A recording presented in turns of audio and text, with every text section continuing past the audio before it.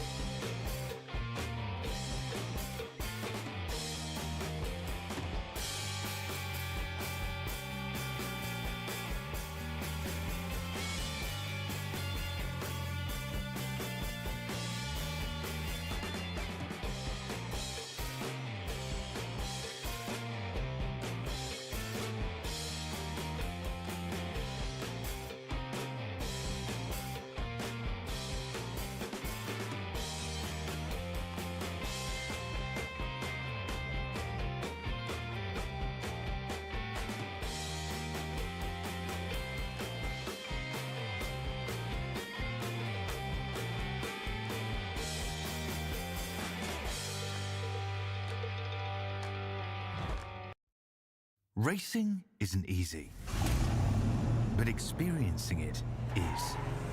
iRacing puts you in the driver's seat with the industry's leading sim racing game. Drive on laser scan replicas of the greatest racing circuits from around the world. Go head-to-head against other drivers chosen by skill-based matchmaking to ensure competitive racing at every level. Compete across all your favorite series. In officially licensed cars, engineered to deliver the most accurate driving experience possible.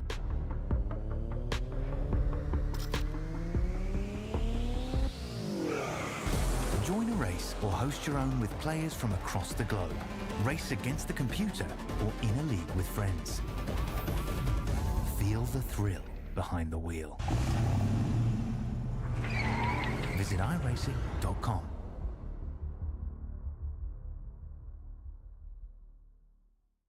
When you want to be the best, you can't settle for the rest. For anything on iRacing, there's just one name you need, Makoni. With the launch of Makoni Entertainment and Makoni Competizone alongside Makoni Setup Shop, we now provide the best of the best in setups, paint schemes, coaching, broadcasting, and event organization. With cars across all 4 license classes, we have what you need to hit the track with confidence. Grab a subscription and save money while going fast at MakoniSetupShop.com/subscriptions. And remember, at Makoni Setup Shop, there are setups, but your victories.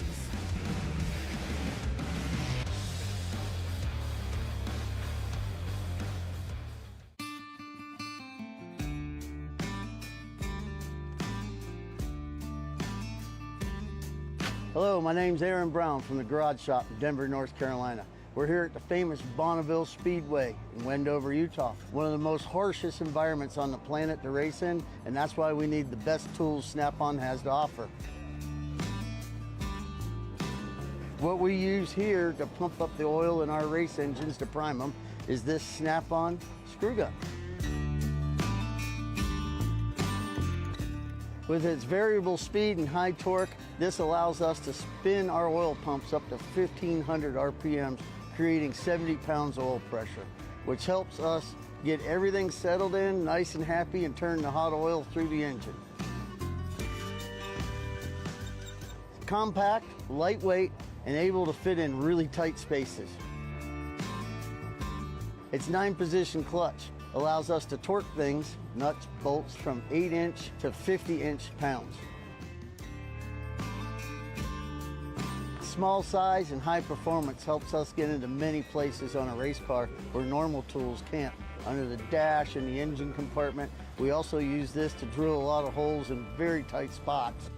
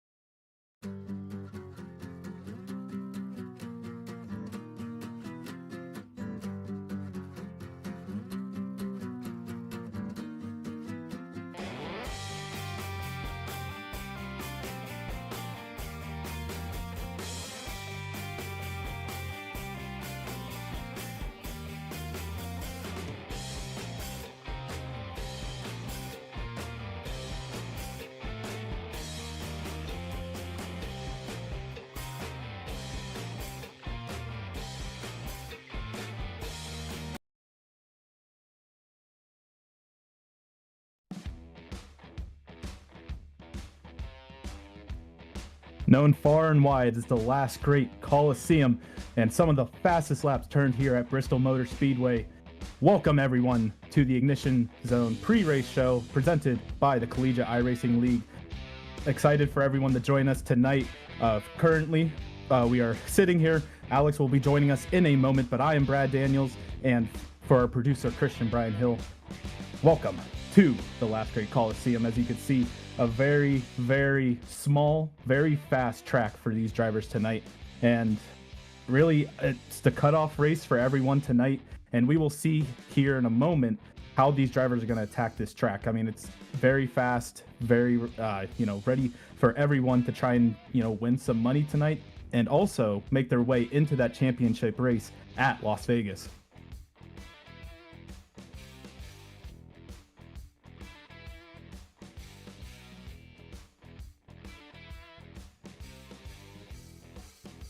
So first things first, welcome everyone. We'll jump right in here to more about Bristol Motor Speedway. We'll get into the details. So first things first, I mean, for everyone who doesn't know, a lot of the track is being held. It holds a lot more than just racing. So there's some football games between Virginia Tech, Tennessee in 2016.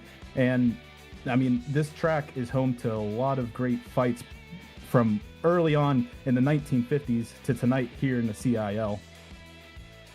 But before we get into that, we'll jump into the schedule here to see what has happened so far this season. And as you can see, we're pretty much at the end of the 2024 fall schedule. We have Bristol tonight, and then next week, the All-Star race, and followed up by that, the championship race at Las Vegas on December 2nd. You won't want to miss it. But first, tonight, we're going to have to put these drivers to the test and get the 4 who will be battling for the CIL championship.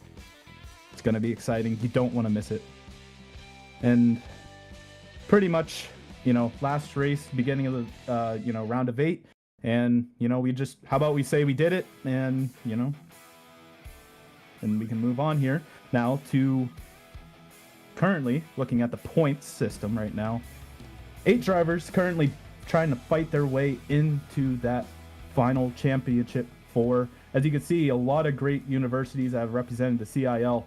Currently, Jake Cummings sits along that throne from Converse University at 2,053 points, and it's only 21 points back to 8th place Lucas Moody from Ball State.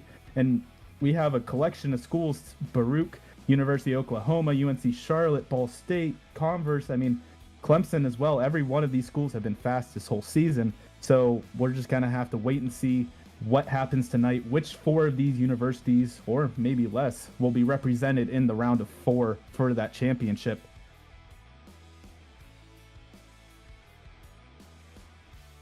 And as you could go back here past 10th place, you can see Bryce Kobler, John Hagan, some of these other guys that jumped into the playoffs in the first round, eliminated in the round of 12, but it's definitely some fast drivers, along with those who did not make the playoffs, such as Garrett Vighton, Ryan Whitlock, Brandon Schollenberger from Wingate, Daniel Nanny, last week's winner.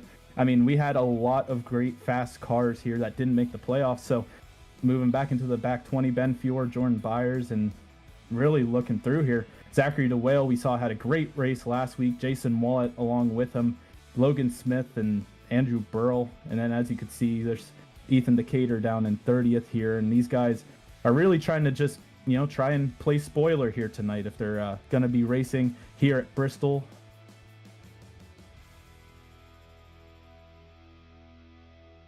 And as you look back here towards the lower end, you can see some fast drivers still: Sky Shrek, Landon Velikey, Alex Finnerty, Oscar Enriquez, all these guys, Connor Bingle. They really have had a rough go of things for some, and some great showings. So going through the rest of the points here, you can see a lot of other guys who have been far and few with the races, also fast. But nonetheless,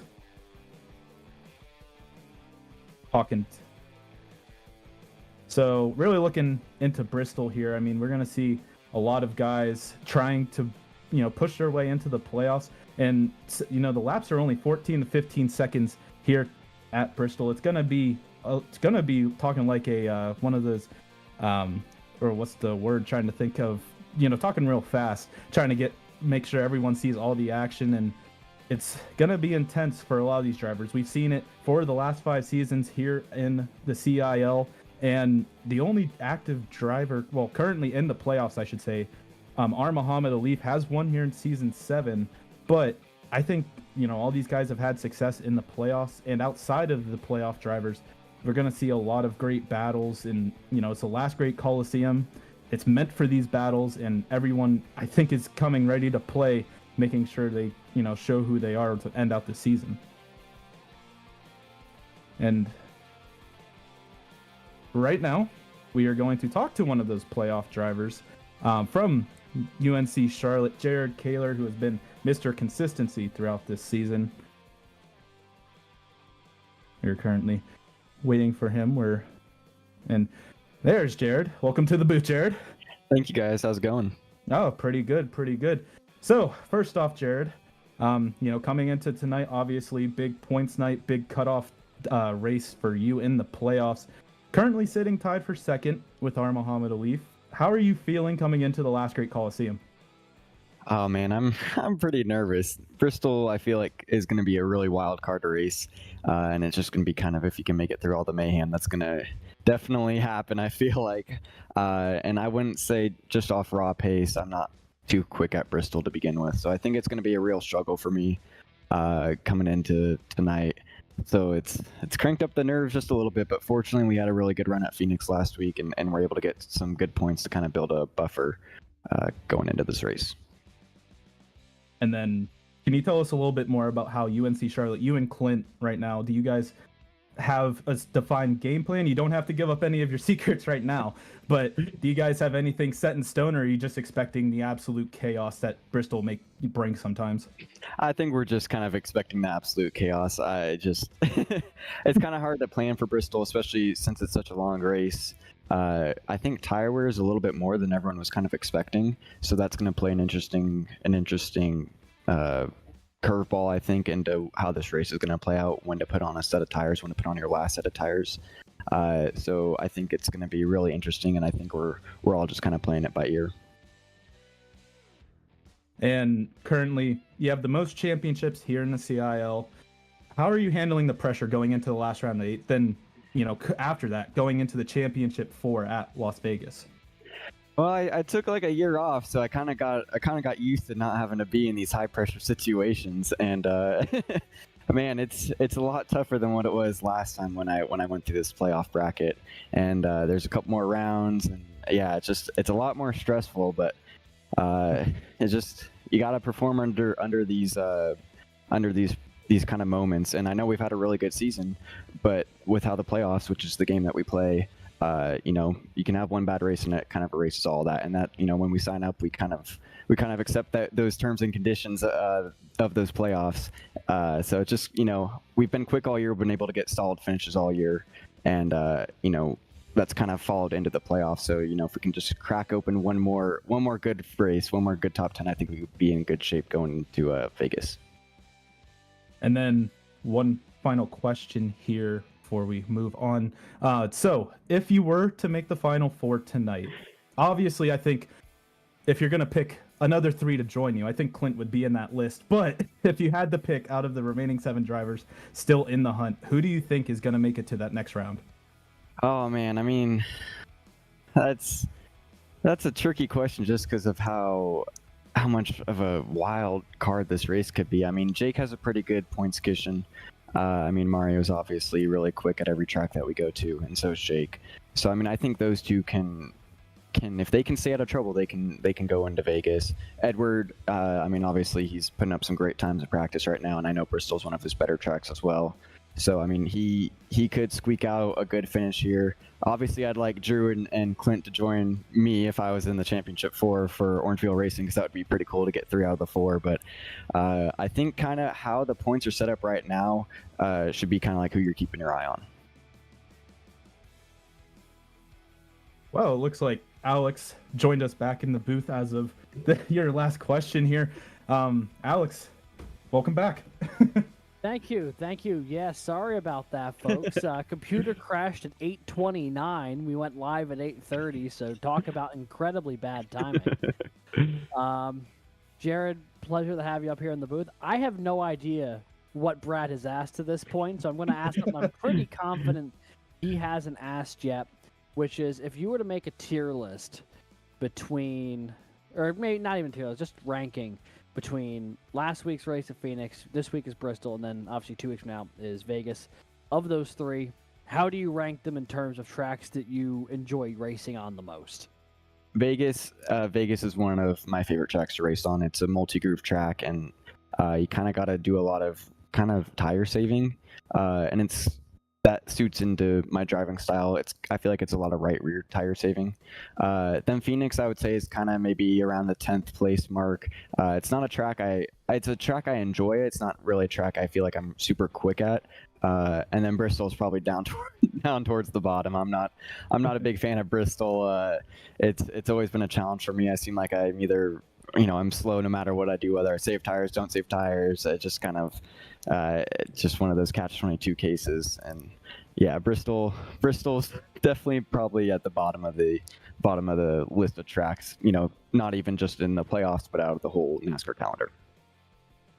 Well, no better place then to really put it to the test tonight, I suppose, to see, even if you're not a fan of it, can you pull through and advance to the Championship 4? That's the question. Not only we're all asking you, but I'm sure all the playoff 8 at this point. I have no idea what's been asked, so at this point, I'm just going to say if there's anyone you'd like to shout out here before we get going, now's the time. Yeah, I mean, obviously UNC Charlotte, Orange Wheel Racing over at Orange Wheel Racing. They've helped out a lot this week, trying to get me a little bit closer to being up on pace. I have a couple people on board: CWH Photography, Booth 34 Diecast, and 24 Degrees Motorsports Media. They've all come on board this season, and no matter what happens, I'm proud of the season I've put together so far. We've had really good finishes, really good top 10s, pretty much through the whole season. So no matter what happens, like I said, I'm happy with how the season has gone. Let's see if we can maybe finish it off here and get into the Final Four. Well, Jared, we are going to be watching rather keenly here tonight. Best of luck to you and to the OWR folks, as well as all of our playoff drivers.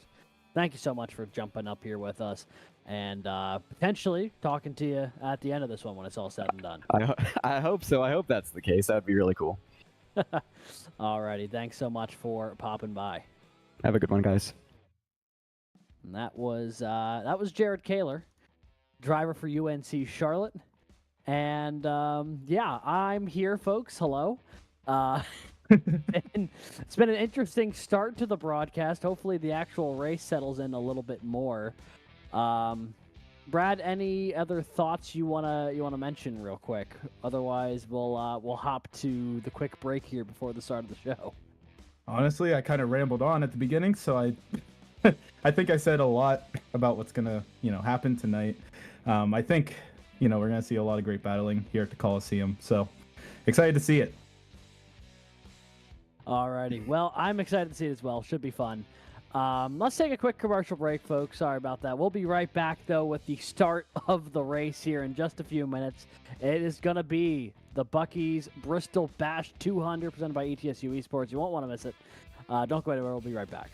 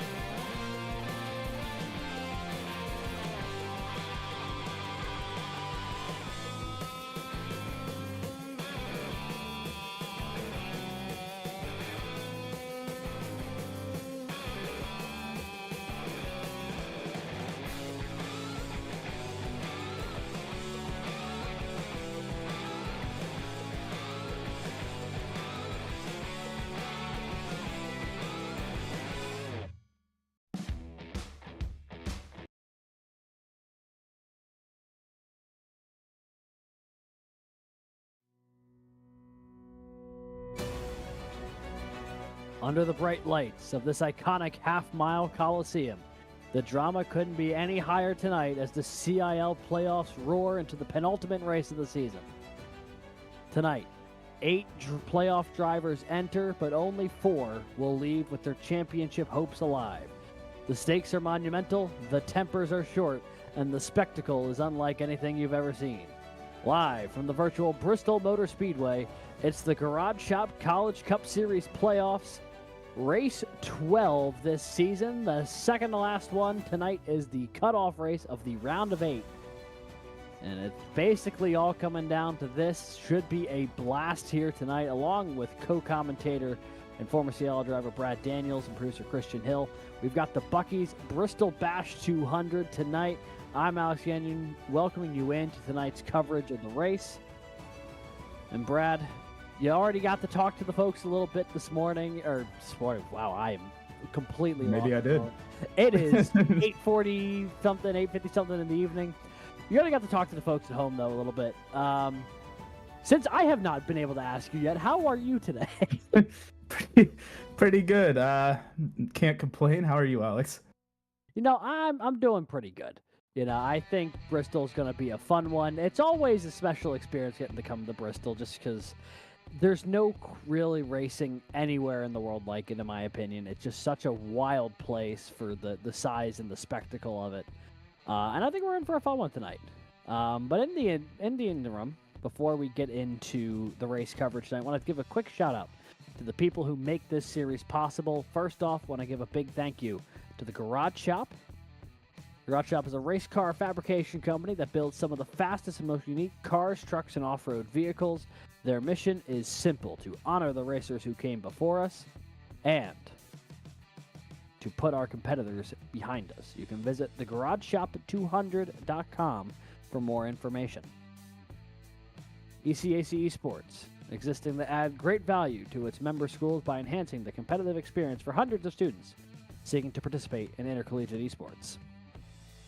The Makoni Setup Shop, the homes for setups, paint schemes, coaching, and more. The official setup shop of eNASCAR and the CIL College Cup Series. Visit themakonisetupshop.com to subscribe today. Whiplash Simcams, an iRacing and Esports media group specializing in racing and team graphics, iRacing camera packs, and other broadcasting resources. And tonight's race sponsor, ETSU Esports. East Tennessee State. Their esports program has been a staple of the league, being around since Season 7 a couple of years ago. I believe they've run over 55, 60 races or so as a program just in the College Cup Series alone across their various drivers. And with varsity teams in iRacing, Rocket League, Overwatch, Valorant, and Super Smash Bros., you can learn more about ETSU Esports at etsu.edu/esports. And we want to give them a big thank you for sponsoring tonight's race, the Bucky's Bristol Bash 200. Well, Brad, now that we've gotten to shout out all the lovely folks who make this one possible, got to ask you about Bristol as a track. This is one of the more unique venues that we get to go to on the CIL calendar. Talk to the folks a little bit at home about this place and what makes it so unique. Well, first off, we've said it multiple times already. It's a half-mile track that is the size of a coliseum. The last great coliseum here in Bristol, Tennessee, opened in 1961 and can actually fit 146,000 spectators, believe it or not, in this small arena. Tonight, I mean, you're going to see a lot of fast cars. The laps take about 14 to 15 seconds. And one thing about Bristol that might get a little tricky is that there is dual pit roads, meaning the pit roads aren't technically connected. Single pit road, actually. I've just informed, sorry. Well, they have both, but even with the single pit road to that point, because it is on both the front and back stretch, and you can see it there on the outline, that inner oval of the two. Even with the single pit road, you got to be careful that you know which side of the track you're on, because you might be going down the one set of pit lane, and there's 20-some stalls there, but yours might not be there. You might be on the other side of the track. So even if it's single pit lane format, because they're split, to your point, Brad, it is still an extra thing you got to keep an eye on when you're going down pit road today. And if you're going down pit road under green, boy, is that going to be a long trip around. Yeah, and you're definitely going to lose a lot of laps because, 15 seconds a lap, considering a lot of pit time is about 50 seconds all together probably here. You at least lose 3 laps. Yeah, and that's the thing with how quick the laps tick away here. Anytime you have to come down under green, it more or less kills your race. You simply have to avoid coming down pit road under green unless everyone is coming down pit road under green. But any sort of mishap that might force you to come down off cycle, forget about it. You're going to lose 3 laps or so, even if you get to your stall right away. It's just that easy to get lapped multiple times over at this track because the times, they're so quick. It's a quarter of a minute. You've run 4 laps in that minute, and before you know it, you're just out of luck.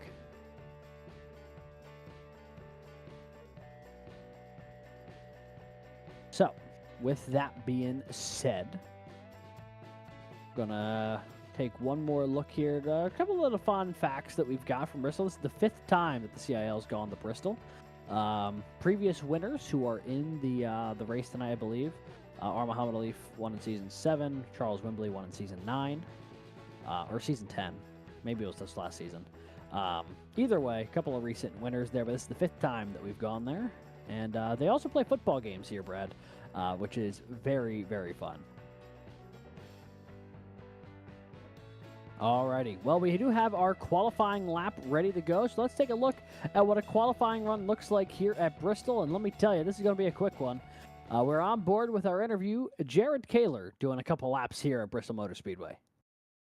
And the word I couldn't think of earlier, auctioneer, I'm going to have to like an auctioneer to really get Jared's full lap description in. As you can see, going through 1 and 2, he took a high and into a low line. A lot of momentum in these corners. The banking very high here at the short track. And like I said, the lap's already over, so he's already on lap 2. Yeah, it flies on by, and you see all the way up to the wall there on the short stretch, and then, running that low line here in 3 and 4, you'll see a lot of cars move up higher up once the tires start going away, and a lot of people rip the wall here. You got to be able to use all the available track that's possible, just simply because there is no other room to try and be selective. There's just not enough space to only pick one side or the other. You got to be able to make it work no matter where the car goes. And you got to constantly have your head on a swivel, which is not easy. But with that, we can take us to tonight's grid for the Bucky's Bristol Bash 200, presented by ETSU Esports. Let's see who put it up on the front row. It's going to be a couple of playoff contenders up in row 1. Mario Miranda from the University of Oklahoma, Edward Sanchez from Baruch College, 1-2. Row 3, it's going to be Ball State's Lucas Moody. Brandon Schulenberger for Wingate will roll off 4th. Row 5, it'll be Daniel Nanny from Ball State University. Matthew Nordberg from NC State. Great qualifying run for the Wolfpack, puts him up in P6. Clint Halterman from UNC Charlotte rolls off 7th. Jake Cummings from Converse rolls off 8th. Kelton Quick for Ball State rolls off 9th with his teammate Andrew Stagey rounding out the top 10 there on the outside in row 5. And the CIL's regular season champion, Drew Williams, will start in 11th from Clemson University, and to his outside, Edwin Onofre from the University of North Texas. Starting 13th, we have Garrett Vighton from ASU, and to his outside, Landon Velicky from Auburn University. In 15th, today's sponsor, one of the drivers, Logan Harpine from ETSU, and to his outside, today's interview, Jared Kaler from UNC Charlotte, looking to make his way through this field. Ricky Paz from East Carolina University starts 17th, and to his outside, Ethan Decatur from Valparaiso. And in your 10th row, we have Nicholas Stockner from Clemson University and his teammate Andrew Burrell from Clemson as well, starting in the 20th position. Back in row 11th, it'll be Binghamton's Alex Hallinar and Joseph Grijalva for Purdue. Bryce Kobler from Emory and Henry rolls off in 23rd. Jason Wallet from Drexel in 24th. Top 25 start there for Ryan Whitlock in the University of Alabama Huntsville machine. Aiken Lamar rolls off to his outside in the 099. Nathaniel Crone from Toledo will be 27th. Wesley Shaw from Texas A&M Texarkana will be rolling off in the 28th position. Row 15 will be Roger Primo from Paul Smith's College, Connor Bingle from Alabama Huntsville. Starting in 31st, Caro Capini from Paul Smith's College. To his outside, Lee Kane from the University of Southern Mississippi. And the final car in tonight's grid, Esteban Munoz from FIU.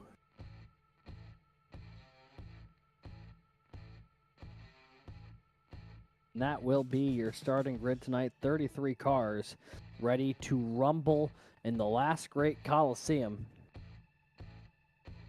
While we've got a second, let's take a look at tonight's race analysis. 200 laps here tonight.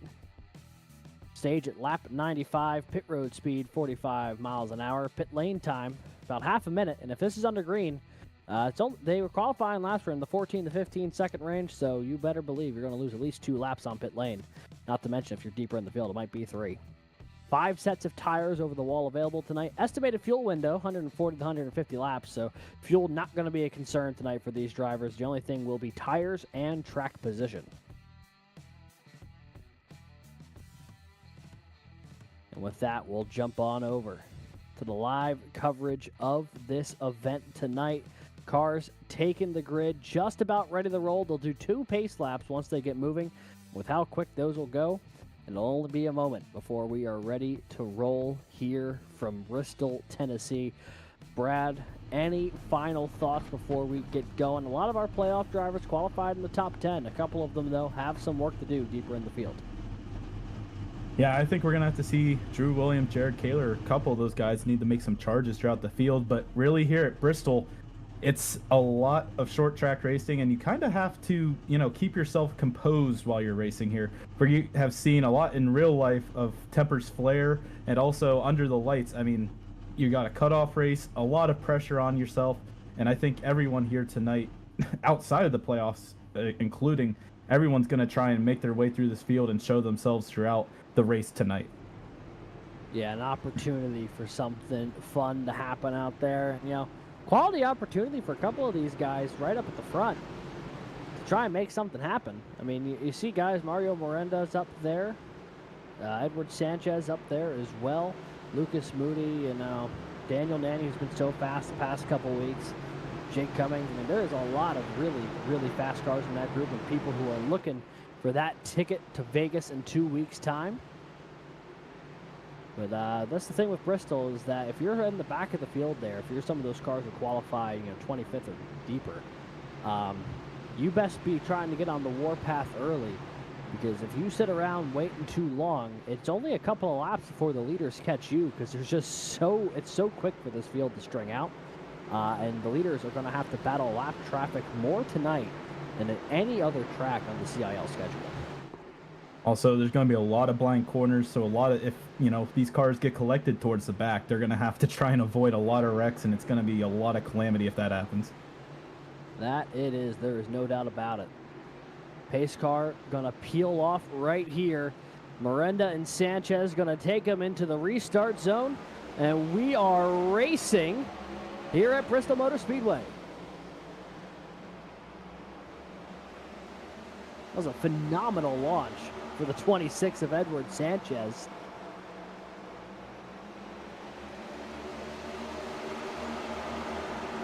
And just like that, first lap is over. Sanchez aggressively taking that lead at the start. Matthew Nordberg has now made his way into third place in front of Jake Cummings and Lucas Moody. Yeah, great start for the 076, jumping up 3 spots from where he qualified. Bryce Kobler coming off from the pit lane. I believe he may have missed the grid. But he's going to fan out here right into this lead pack. But Edward Sanchez, the laps are going to start ticking away here for the Brute College machine. Leading the way up at the front, trying to advance to the championship race for the first time in his CIL career.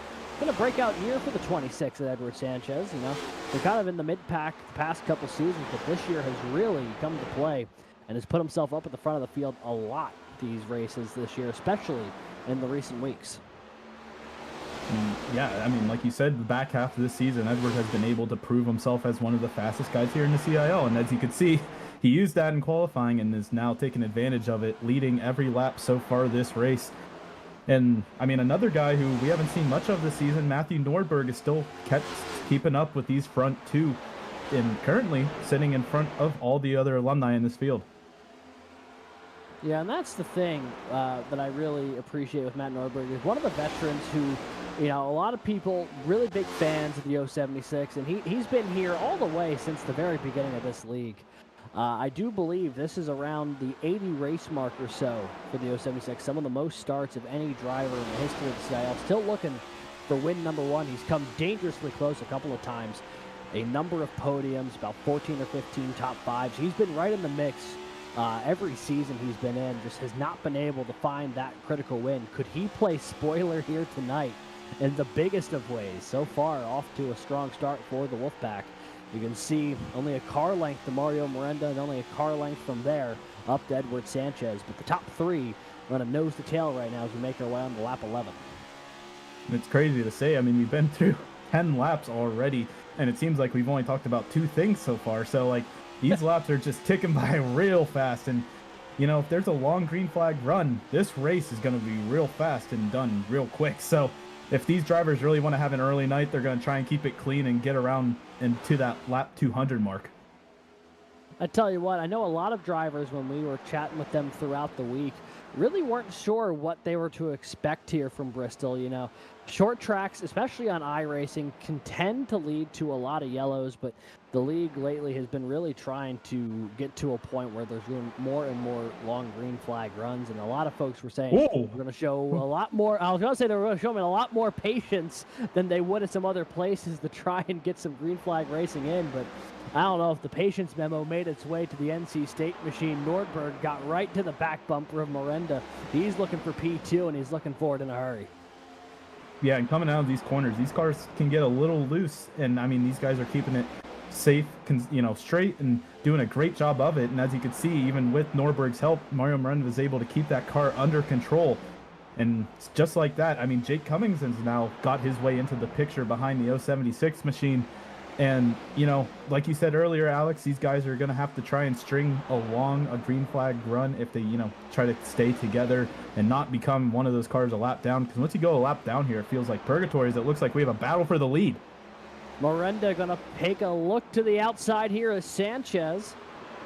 There's Edward Sanchez on your left, Mario Miranda on your right. And the Oklahoma machine going to move to the point here on lap 17. The OU driver in the 89 now at the front, and now Sanchez under attack from Nordberg. A strong start for the 26, but maybe trying to settle back in here, realizing it's going to be a longer green flag run, maybe trying to save a little bit of the tires on it. Not going to be battling too hard for those positions to ensure he's got some tire left in the long run. As you see now, Jake Cummings maybe taking a look to the outside, but he can't get too ambitious as Lucas Moody's hot on his heels as well. And the one thing about driving here at Bristol, you're kind of anxious at all times, but I feel a lot more safer and determined up at the higher line. And I think that's what a lot of these drivers are doing here tonight, using that higher line to get a momentum, as Jake Cummings is doing the same. Edward Sanchez now trying to take that third position away. Looking to the outside, Sanchez is keeping that door open for him, and Cummings is just going to break it down through the backstretch here going into 3. Yeah, the 95 from Converse University trying to take that spot away. Now he will. And Edward Sanchez unable to shut the door there on Moody. Moody's going to go on by as well. Daniel Nanny going to take a peek as well. Everyone running the high side right now around the 26. Sanchez, though, committed to that low lane. And now we'll slide up there behind the 30. He'll settle back in 6th. He's got about a second back to Andrew Stagey.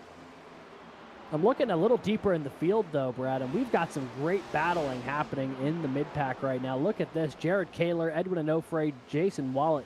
A bunch of cars all bundled up here. Drew Williams, Alex Hallinar in the mix as well.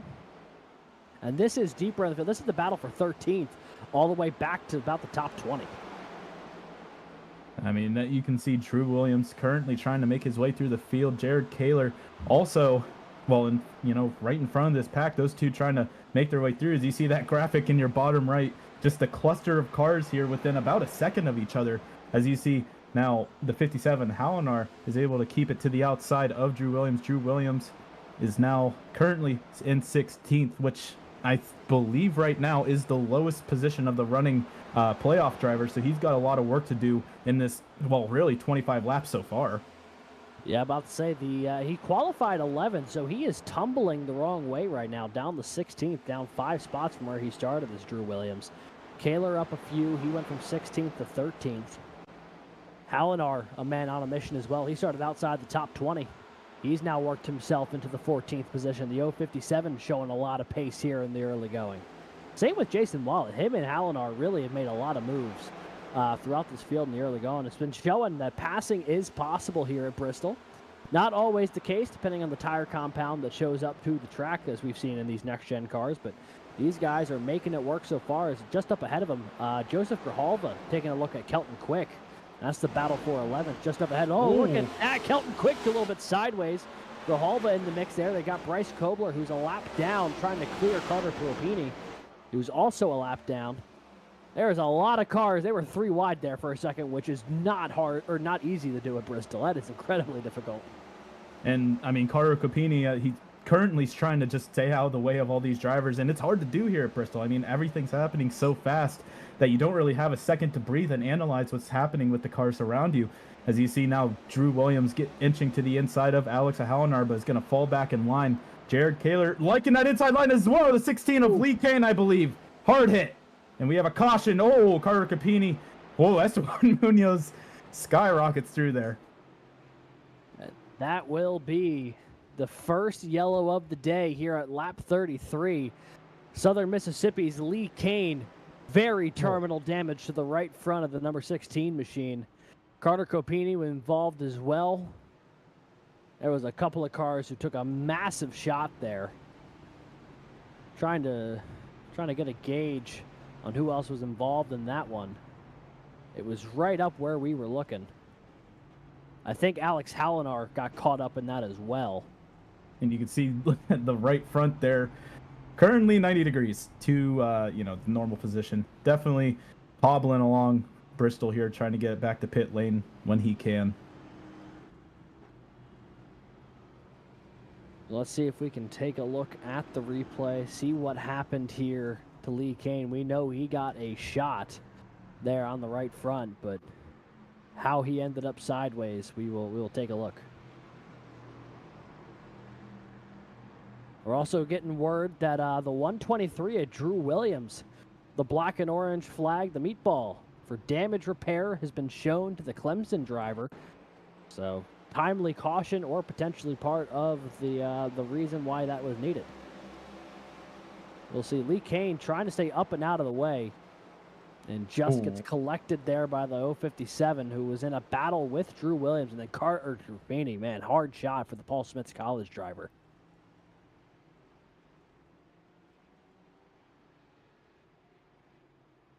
That pace car just rocketed right through there, too. Yeah, he did. He said, I've got a place to be. So Lee Kane on pit road here, the Southern Mississippi driver, not the way he wanted his Bucky's Bristol Bash to go. Getting repairs done, as is the 123 of Drew Williams. This could be cataclysmic to the playoff chances here of the Clemson driver. I mean, he has got to get that damage repaired with the meatball. You can't just ignore it, because that's saying that there is mandatory repairs that need to be done, but he's going to lose a lot of track position and potentially a lap or two here, depending on how long that damage repair is.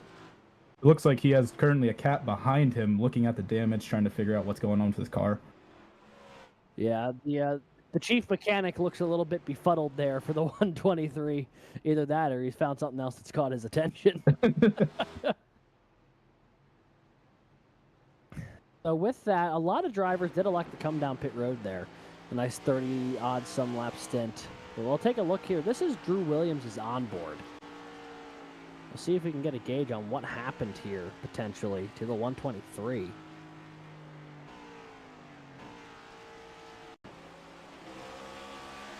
Here, so he's in this battle with Hallinar. Oh. And yeah, a little bit of right front damage, but must have broke the right front toe link, because it looked like he was, still going fine. Didn't really get caught up in anything, but apparently he did have to come down and get that damage repaired. You see the 123 jumps back in to the tail end of the line. The 123 is scored 1 lap down, which is going to really put him in a bit of a predicament here. Brad, you were around for the pre-race here. Drew Williams, was he on the inside or the outside coming into tonight's race? Well, there's another caution real quick. Sorry. Oh. They went green and then there's another we caution. went green and we went right back to yellow. So we'll just say this is the same caution. Yeah. We're going to try and take a look here. Maybe the 53 of Roger Primo, potentially.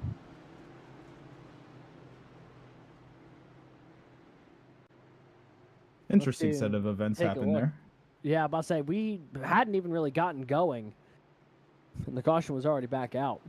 Also, it looks like new leader Clint Halterman, by the way, for those who didn't know. It looks like Clint has made his way to the front of this field, in front of Mario Miranda and Nordberg, but that is secondary right now to what happened at this caution.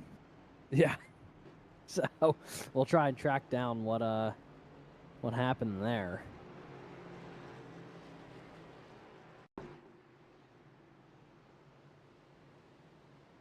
This looks to be the restart.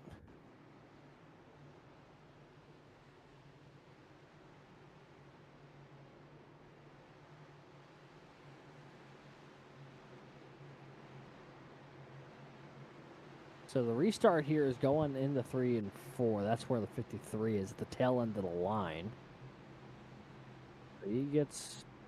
He maybe gets going here. Oh, no, sorry, that was 1 and 2.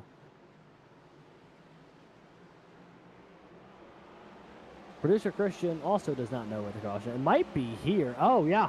Oh. Nick Stockner punts the 76 of Drayson Wallet down to the inside retaining wall on the restart. It looked like the 76 just could not get going there, Brad.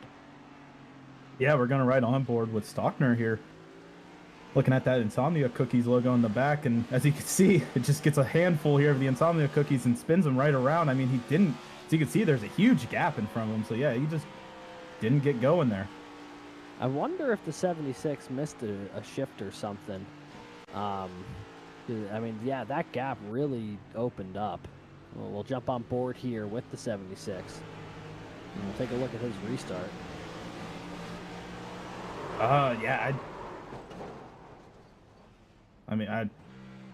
I don't know, actually. I thought it looked like he had just stayed in second for too long, but I don't know. Yeah, the RPMs never got high enough to... Yeah.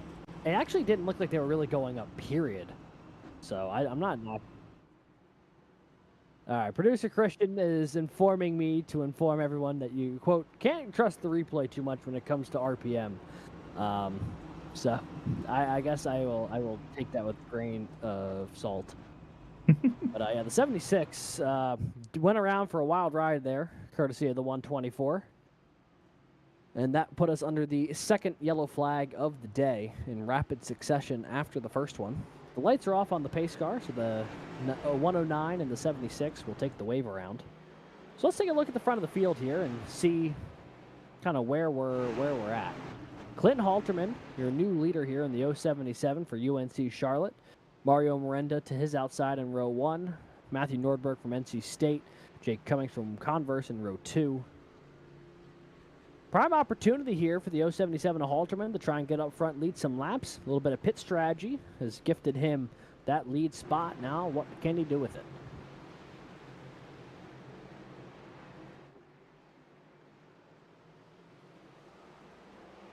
And the green flag back in the air. We are racing once again at Bristol. Halterman gets a huge jump, is able to keep that first position. You see the rest of the field is trying to battle back as you see Landon Velicki, Lucas Moody on the inside. Moody trying to use everything he can, currently trying to fight upwards in the playoffs. As you see now Jake Cummings, Matthew Nordberg fighting it out as well. A lot of battles, a lot of action here in the top 10 as they run. And everything's starting to get spread out just a little bit, trying to find their place in line. A lot of the top 10 went to the inside that time. The 62 of Velicki, though, remaining in that middle groove. He's currently running in the 6th position. Little sky cam shot here from the giant TV. I forget what they officially called that thing, but it had quite the Wikipedia entry, I can tell you that much. It's the Colossus TV. It's if anyone needed to know, it's the world's largest outdoor center-hung four-sided video screen. An unbelievable title. Thank you, Brad, and thank you, Wikipedia, for that absolute gem. As you see, Garrett Vighton and Ryan Whitlock door-to-door here. Great battle going on for 12th. The 81 and the 55. Little cross-country battle here between Alabama Huntsville and Arizona State. And now, as you see, Whitlock's able to get by. Nick Stockner's going to use that outside to try and get past Garrett Vighton. And it looks like he's able to do so now on the outside of Ryan Whitlock, as Logan Harpine is now able to join the party for ETSU, trying to make his way around the outside, and is going to do so, and is now just following Nick Stockner and trying to get past Ryan Whitlock. But it looks like Garrett Vighton's able to battle back. Pretty solid run so far for the 28 of Logan Harpine. Putting on a good show in the home race for ETSU. Currently running in the 13th position as we jump up to the front. Battle for the lead. Miranda dives in on Halterman. The 077 going to try and do the switchback here in the 1. Closed off, though, by the 89. Mario Miranda back to the point here on lap 53. He had just gotten around Sanchez before the first caution. Lost it on the pit stop there to Halterman, but has gotten back to the front. As you see, Jake Cummings now maybe going to take a look to the inside of Halterman as well. Halterman currently holding that outside. It looks like his preferred line through, during these battles. But right now, I mean, Mario Miranda was able to dive it in there. Now Jake Cummings is going to try and take that inside away from him. Right now, Clint is doing a great job at defending. We always see he's a brick wall when it comes to defending. But someone who's battling their way into the top 5, Landon Velicki right behind, battling with Matthew Nordberg. Yeah, that's a great battle going on here. 2nd through 5th has been a stellar battle so far. You got Halterman and Cummings, but just behind them, you've also got Velicki and Nordberg. We're on board here with Halterman, both on the onboard shot and the driver cam, but a lot of 2x2 here in this little group. Velicki pulling the head of Nordberg now and might get alongside Cummings, and he will. The Auburn driver looking potentially to try and pick up career podium number 2. Oh, caution. Oh, and the caution's out. Caution's out deeper in the field. Someone's around at the exit of turn 4. Garrett Vighton. The 55 from Arizona State. Heavy front end damage to the Sun Devil machine. We are just watching that great battle he was having with Ryan Whitlock and with Nick Stockner. And now the left front severely damaged on the 55.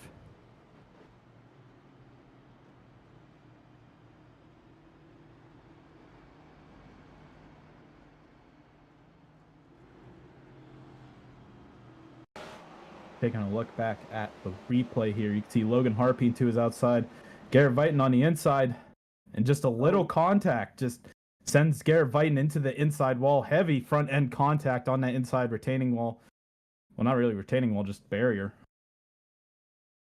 Yeah, it looked like, I'm going to guess that the 55 was expecting the 28 to move a little higher up the track off of the corner, because he was trying to get a full run off, and the 28 just was not all the way up at the wall.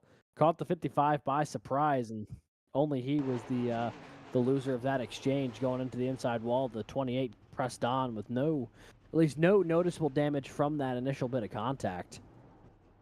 But yeah, just a case of expecting the 28 to move up to the wall. The 28 did not get all the way up there, and that effectively has put a damper on Garrett Vighton's race.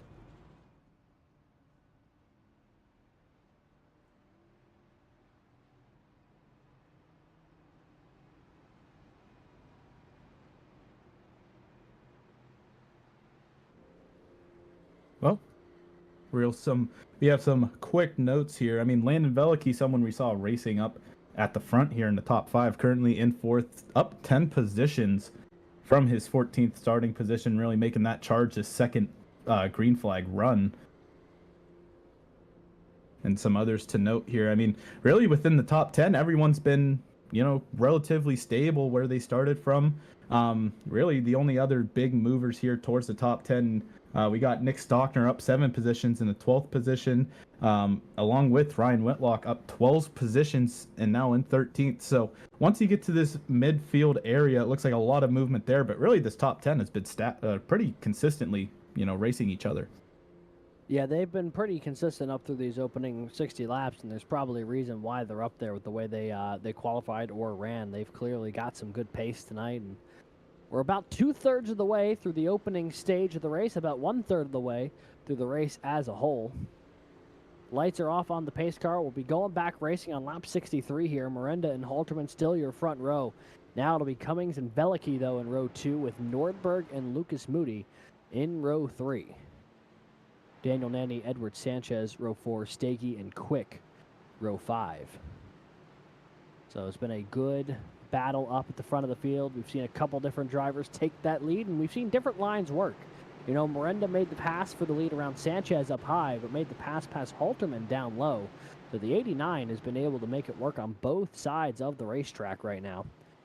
And we'll see if he's able to keep that going as the green flag back in the air, racing once again at Bristol.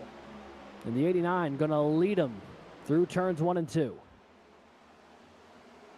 And the 89 is going to pull Jake Cummings with him. He's going to try and take it to the inside of Clint Halterman.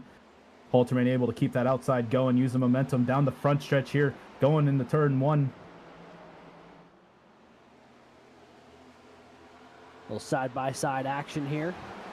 Cummings and Halterman, Nordberg and Veliky. The 076 got a great run on the inside there through the corner, had nowhere to go with the 95 right in front of him. And you find that happen a lot at Bristol. You put together a good run and you can't do anything with it because there's just so much traffic that you just can't sneak your way on through. So this battle for 4th will remain side by side. It's been really a heavy-duty fight here between Veliky and Nordberg. A really, really fun battle for 4th. And it seems like anytime either of them have a run, they meet the back bumper of Jake Cummings, and it just stalls the run. So really, these two are just trying to make their way at least to, past each other. And it's pretty crazy because Veliky has been making that charge, and now Jake Cummings is going to take it to the inside of Clint Halterman. So now we have it 2x2. Nordberg has to check up because of it, and now Veliky has the door open to the outside of Jake Cummings.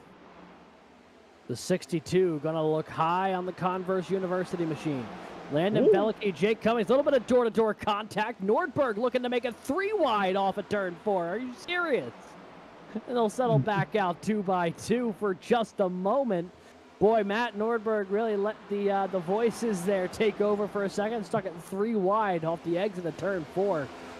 Can't say I blame him, though, because the 95 appears to be just a little bit down on pace, and he didn't want to lose out with these top cars. Now looking to the high side, but boy, that was incredibly dangerous between those three, Veliky, Cummings, and Nordberg. But it's all worked itself out for a second, and over-under from Nordberg keeps from getting into the back bumper of Lucas Moody. Boy, the gloves are off here with 25 to go in the stage. And I mean, one big winner of that whole thing, Lucas Moody able to get 2 positions out of it, trying to hold off Matt Nordberg for 4th right now. The front 3 currently single file, but as you go behind there, it's just a big old battle. Yeah, looking at this scrap, it is settled out just in that little spot for a moment. However, just behind him, here's Edward Sanchez, Alex Hallinar. The 057 has rallied past that early incident with the 16 of Lee Kane. And Alex Hallinar now into the top 10, running in the 9th position, trying to find his way around Nick Stockner.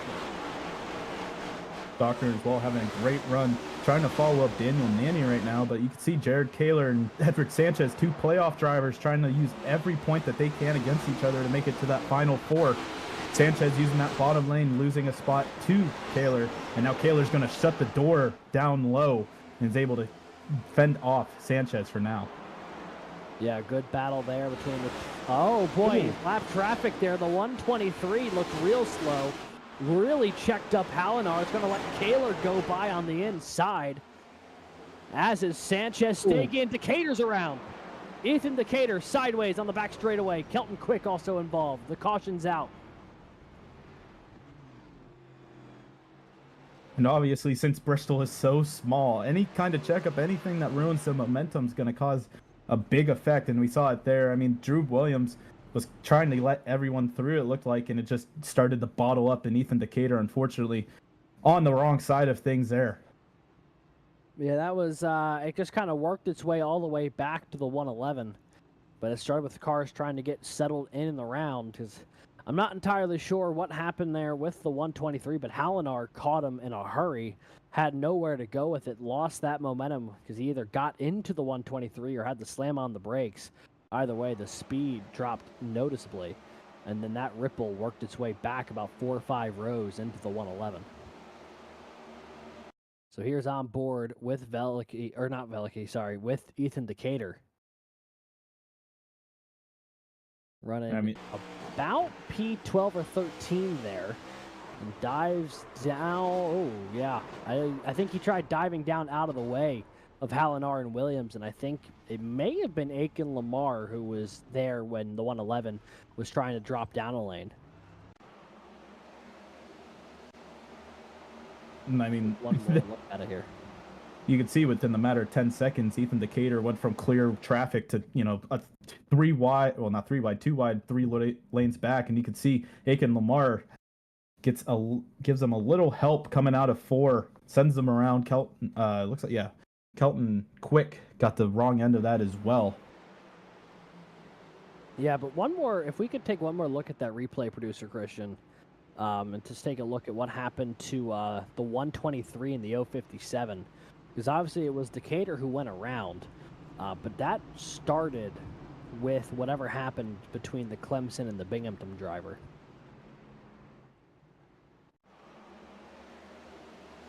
Take one more look at it here.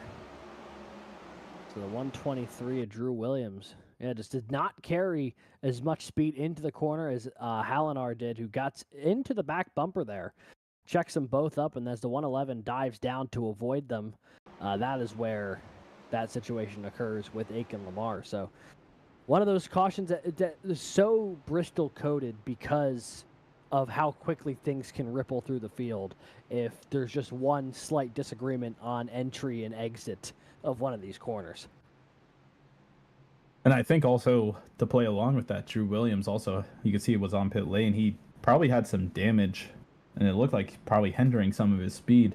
But as you could tell here now, Paceless car is coming through. Lights are still, lights just shut off. We got Mario Miranda, Clint Halteman, your front row. Landon Veliky now up 11 positions in 3rd position. Lucas Moody in 4th, and rounding out your top 5, Matthew Nordberg, who we've seen not afraid to take any chances here today, Alex. No, he's been on it. But so has everyone in this top 5. They've all taken their opportunities at a moment's notice here. And that's what you need to do. If you're going to be successful at Bristol, you need to be patient, but you need to be in a position to, when an opportunity presents itself, you need to be able to capitalize on it. And we've seen that time and time again from these guys in the top 5, top 6. So base car will peel off. It'll be about 15 laps or so to the stage. Green flag back out in the air. Miranda and Halterman going to lead him on in. Oh, the 62. I was going to say, yet again, Norberg, once it takes a 3 wide, he gets a little contact with the 62. 62 is able to save it. Oh, not anymore. Oh, almost a save, and then got caught up there. Oh, big pile up. Oh, Kelton Quick overturned, then turns 1 and 2. My lord. He is rolling at Bristol. I think that was 2 or 3 rolls. The big one at Bristol. Oh, my goodness. It looked like Landon Veliky had that car saved, and I think there was about 0.9 of a car width between him and the outside wall when Sanchez got there. And everything fell apart after that. There must have been about 15 cars caught up in that. Yeah. That wreck in itself just gave 9, well, according to our producer, Christian, that we got 9 cars who have a meatball flag now because of that wreck. And I mean, we saw a couple cars on the wall. It just seemed like we saw about 10 or 11 cars just appear wrecking after we looked at Edward Sanchez. Yeah, we saw the initial spin. We cut back to it, and all of a sudden there was about 15 cars sideways, 3 of them riding the wall. And It starts here with Nordberg and Veliky.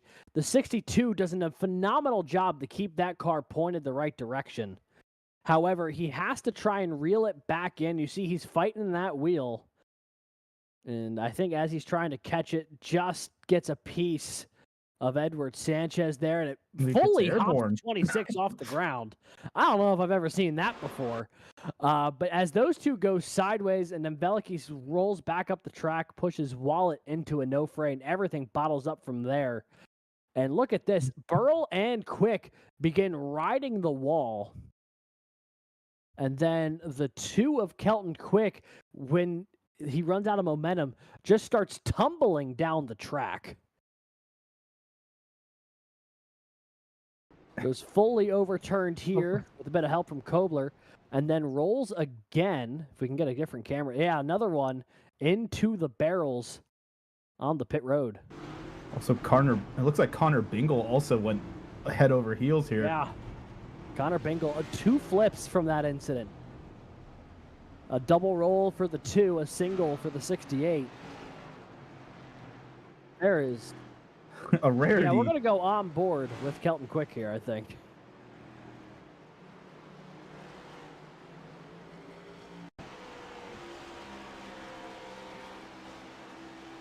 Riding on board with Kelton Quick here. As you can see, all the calamity is up ahead. You really can't see anything happen until the cars check up in front of you. And this is just when it gets all crazy, folks. You see Stockner pushes Kelton initially up onto his side, and now he's just along for the ride. And he's just going to tip on over, and the dash cam hits the pavement and rolls over, and still upside down, still spinning. And then he'll do it again. Unreal. The fact that he had enough momentum to make it back onto his wheels, I think is actually really phenomenal, but incredible bit of contact there.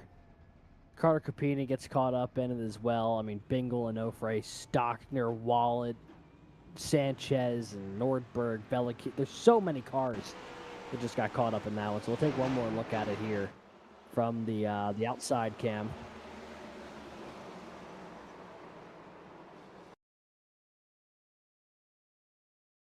Let's see if there's anyone who was able to skirt on by. That list was very, very small. How about maybe the 111 of Ethan Decatur? He was able to get down and away. I'll take a look here on board with Ethan Decatur, who's just trying to recover from that earlier incident. And boy, did he get lucky that he didn't get caught up in this one.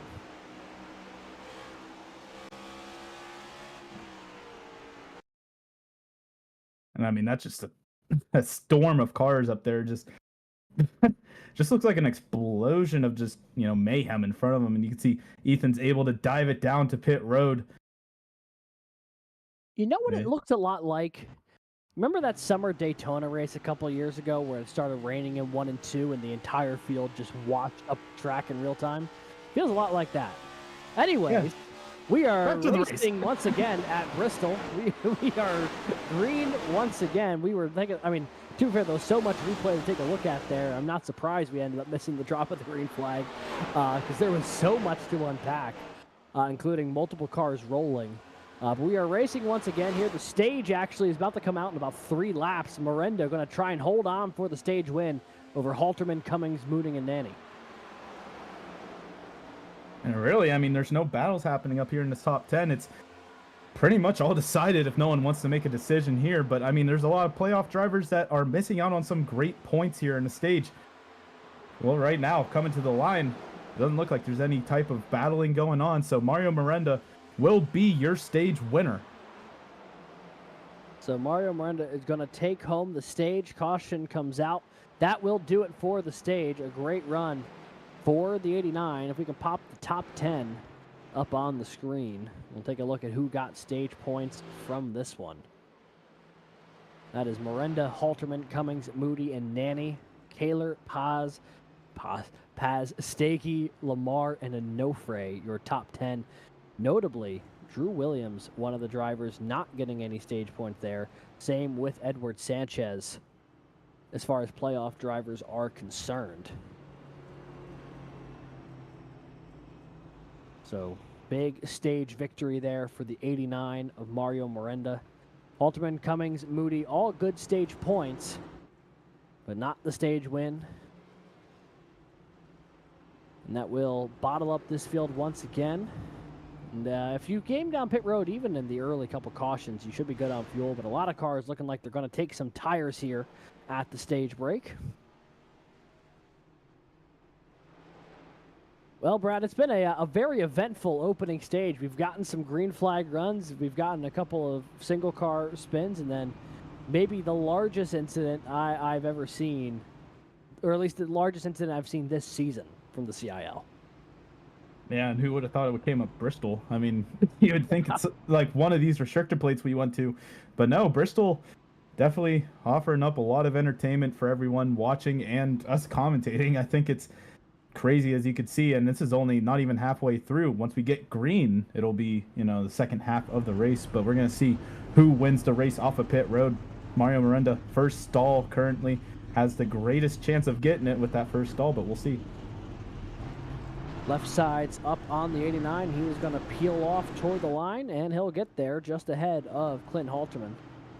So the top two on the pit road does not change. Cummings will be the third one off. So no changes there from the top three. So when we go racing again, we will be across the halfway point of this race.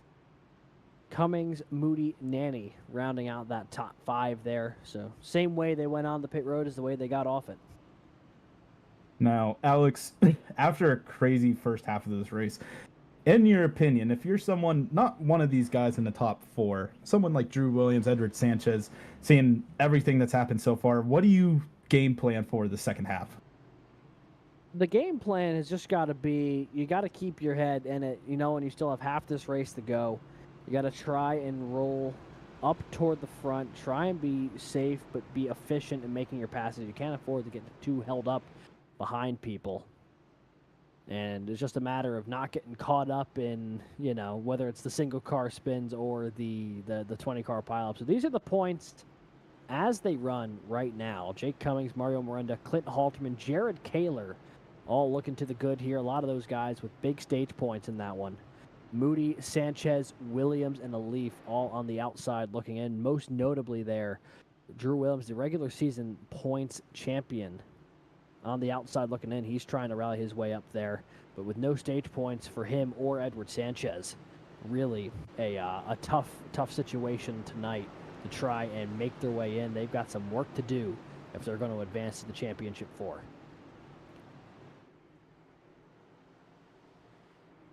So the pace car peels off. Green flag back in the air. We are racing once again. There was a couple of cars who did not pit. So while Halterman and Miranda going to battle it out up front amongst each other on those cars who did come down pit road, it's Alex Hallinar from Binghamton who will lead that lap and will be leading this race. And it looks like he'll be leading a couple more laps as the caution has come out. Oh, boy. And I'm trying to see who that was.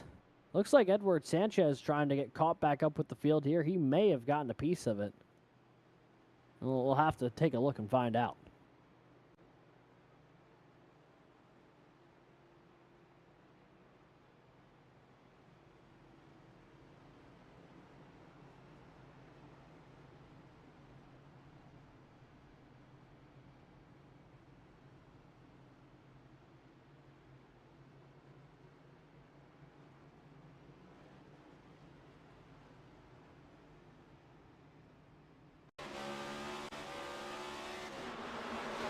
Looking back at you could see a lot of calamity happening in front of him.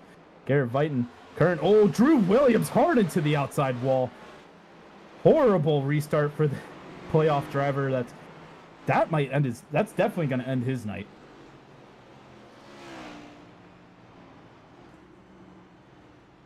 Yeah, we'll take, oh boy, more damage there for Garrett Vighton. One more look here for Drew Williams. Gets down onto the apron a little bit. Gets loose, gets tagged by a no-fray as he's trying to collect the car and just Beyblades it into the outside wall of turn 4. The right front looks absolutely killed on that car. And that might be all she wrote for the regular season champ here from Clemson. Drew Williams' car towed back to pit road. He was already back deeper in the field. He had just worked his way back onto the lead lap, but had some work to do. But that damage could really, that could end not only his race, but his chance at a championship. And I mean, Garrett Vighton, we see him fast all year too, riding on board with him through this whole excursion. See everything happen in front. He sees Drew gets a little loose, but has nowhere to go and just gets tagged in that right front, the so important right front here at Bristol.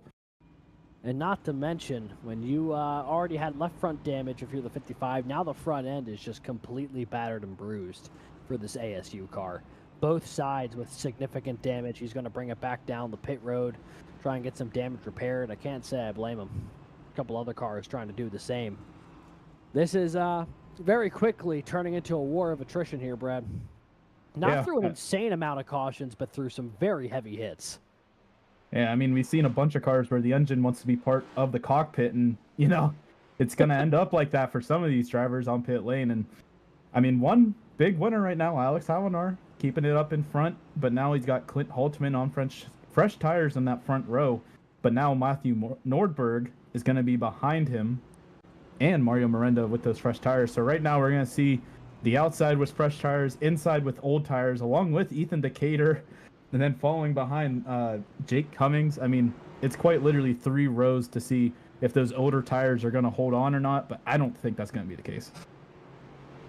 Yeah, it's incredibly tough to tell. There's still a lot of race to go here, but Alex Hallinar trying something different, trying to get a little off cycle and maybe make some magic happen here at Bristol Motor Speedway.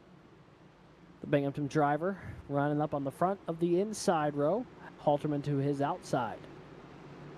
And that green Bearcats machine ready to go, ready to try and lead him to green once again. Pace car going to make his way back on the pit road. Barney's got that green flag in hand. He'll start waving it, and we are racing once again. Hallinar, Holterman, and Nordberg going to lead him into 1 and 2. Nordberg's going to try that inside against Clint Holtman, currently staying up alongside of him, pulling up ahead a little bit, and is going to be able to stay alongside of him, but it looks like he might be able to clear him going into 1, as now Mario Miranda is trying to get around Clint. And now, despite my words, it looks like the older tires are prevailing for these early laps. Yeah, I don't know how old those tires were necessarily for Halterman or for Hallinar. It doesn't seem to be affecting him too badly. Nordberg going to get on by, and now Miranda going to look to the inside of the 077. These two cars. Last time Hallinar was on pit road, lap 85, so about 13 lap older tires. Really not too bad for the 057, and I think that will be able to maintain some semblance of pace for a while here as you see Miranda slide past Halterman. Cummings going to try and find his way by as well, but unable to do so that time by. So the 077 going to fall back into 4th place. Miranda up to 3rd with 2 cars on older tires ahead of him. A couple of alumni who have been running in this series for a while. Alex Hallinar, Matthew Nordberg running 1-2. And I was going to note, Alex, I mean, we saw a couple laps there where the top 3 podium positions were all alumni drivers, which I don't know the last time that's happened in the CIO. At least I don't know if it's happened this season so far. So the alumni have come out to play tonight. Yeah, I can't recall the last time I've ever seen that, especially with a series that's about 2/3 to 3/4 student. But yeah, no, that was it's been a great run so far for the 057 and the 076 of Hallinar and Nordberg respectively. Still maintaining some semblance of that gap. Daniel Nanny from Ball State, hot on the heels of Jake Cummings right now as they're both trying to find a way around Clint Halterman. This is the battle for 4th, 5th, and 6th on track right now. As the laps continue to tick away here from Bristol, you take a look here. There's the 30 of Daniel Nanny, the Ball State machine. The highest running of the Ball State Cardinals tonight, with his teammate and playoff contender Lucas Moody directly behind him. And then just behind him, look who it is. It is the A26 of Edward Sanchez. I almost said the 80. The 26 of Edward Sanchez, who has rallied his way back into the top 10 here, as has Jared Kaler. These two guys running nose to tail as well. So all the playoff drivers trying to meet up front as these laps are starting to become rather short. And also Ricky Paz here in the 9th position. He is making his way up, currently up from 17th. And I mean, Esteban Munoz as well in this battle behind Jared Kaler. Started last on the grid, has made his way up 22 positions, trying to crack the top 10 as he hits the wall a little bit there. And now Ethan Decatur is going to look to the inside. As you can see in your bottom right, Esteban Munoz, current leader. Alex Howen are your biggest movers today. And another 1, 2, 3 for the alumni. Aiken Lamar up 12 positions. Currently sitting in the 13th position, battling with Edwin Onofre. Wherever you look, there's a battle going on, Alex. Yeah, there's a lot of things happening on track right now as we're taking a look here at that battle between Edwin Onofre and Aiken Lamar.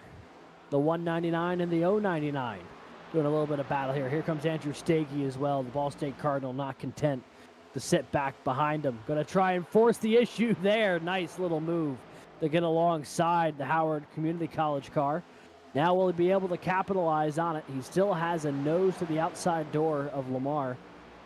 Andrew Stagey trying to get that high side. The work, oh, got closed off there big time. And here comes Logan Harpine. Logan Harpine currently not battling for position in this battle, but trying to keep his way towards the front to try and get some lucky dogs, get back on the lead lap.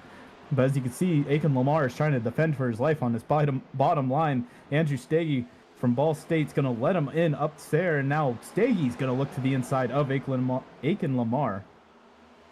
Yeah, the outside wasn't working. The 88 tried down low, but all that did was give the position to the ETSU car of Logan Harpy. Now the 28 going to try and work on the high side of Aiken Lamar here. A lot of shuffling going on in this mid-pack. It's been good stuff. You see Ethan Decatur there on some of the oldest tires in the field. He was one of those cars who stayed out at the stage break. He's starting to fall back a little bit. Outside the top 10 now is the 111.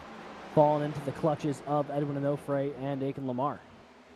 It looks like Esteban Munoz is getting real loose coming out of some of these corners now. Ethan Decatur is going to take that position. Edwin Onofre, it's a sail right now. Whoa! Esteban Munoz is able to keep it sane. We had a little 3-wide action as well. Wow, that was a bold move from all three of those guys to make that work. They found a way to make it happen. Logan Harpine almost ran out of space up at the wall, but he was able to keep it going up there for ETSU. Esteban Munoz falling back the wrong way in a hurry there. That got real dicey for a split second. But now this little group has single filed out just for a moment, and as I said, here goes Edwin Onofre on the attack. Garrett fighting all the way up to the wall, trying to stay out the way, as is Decatur. He kind of lost out in a big way that time by. Now only 70 laps remain. Alex Hallinar, though, has some company at the front of the field. Matthew Nordberg is there, as is Miranda. 3 cars going to duke it out for the lead here.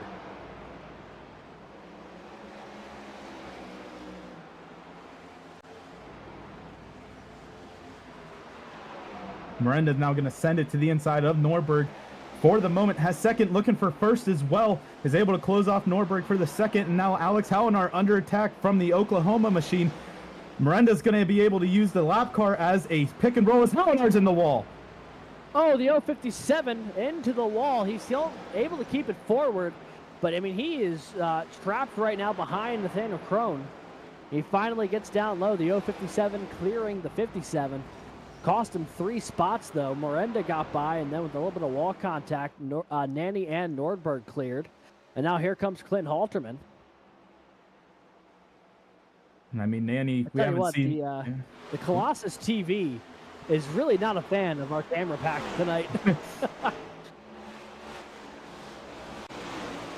Producer. Oh, nice. Nice save there from the 95. That got real tight there between Cummings and Hallinar. And now those older tires on the Binghamton car, plus that little bit of wall damage, I think really starting to affect the pace of the 057 as he's falling back to the 7th spot now. Yeah, I mean, right now all these playoff drivers are able to get by him, but he definitely took a hard hit into that outside wall. He's right now trying to get past Wesley Shaw. Trying to just make something out of nothing, hoping for a caution right now, just hopefully to repair some of that damage. Yeah, and while all this is going on, we're getting some action back up front for the lead. Daniel Nanny has reeled in Mario Miranda up at the front of the field. The 30 a car length away from the 89.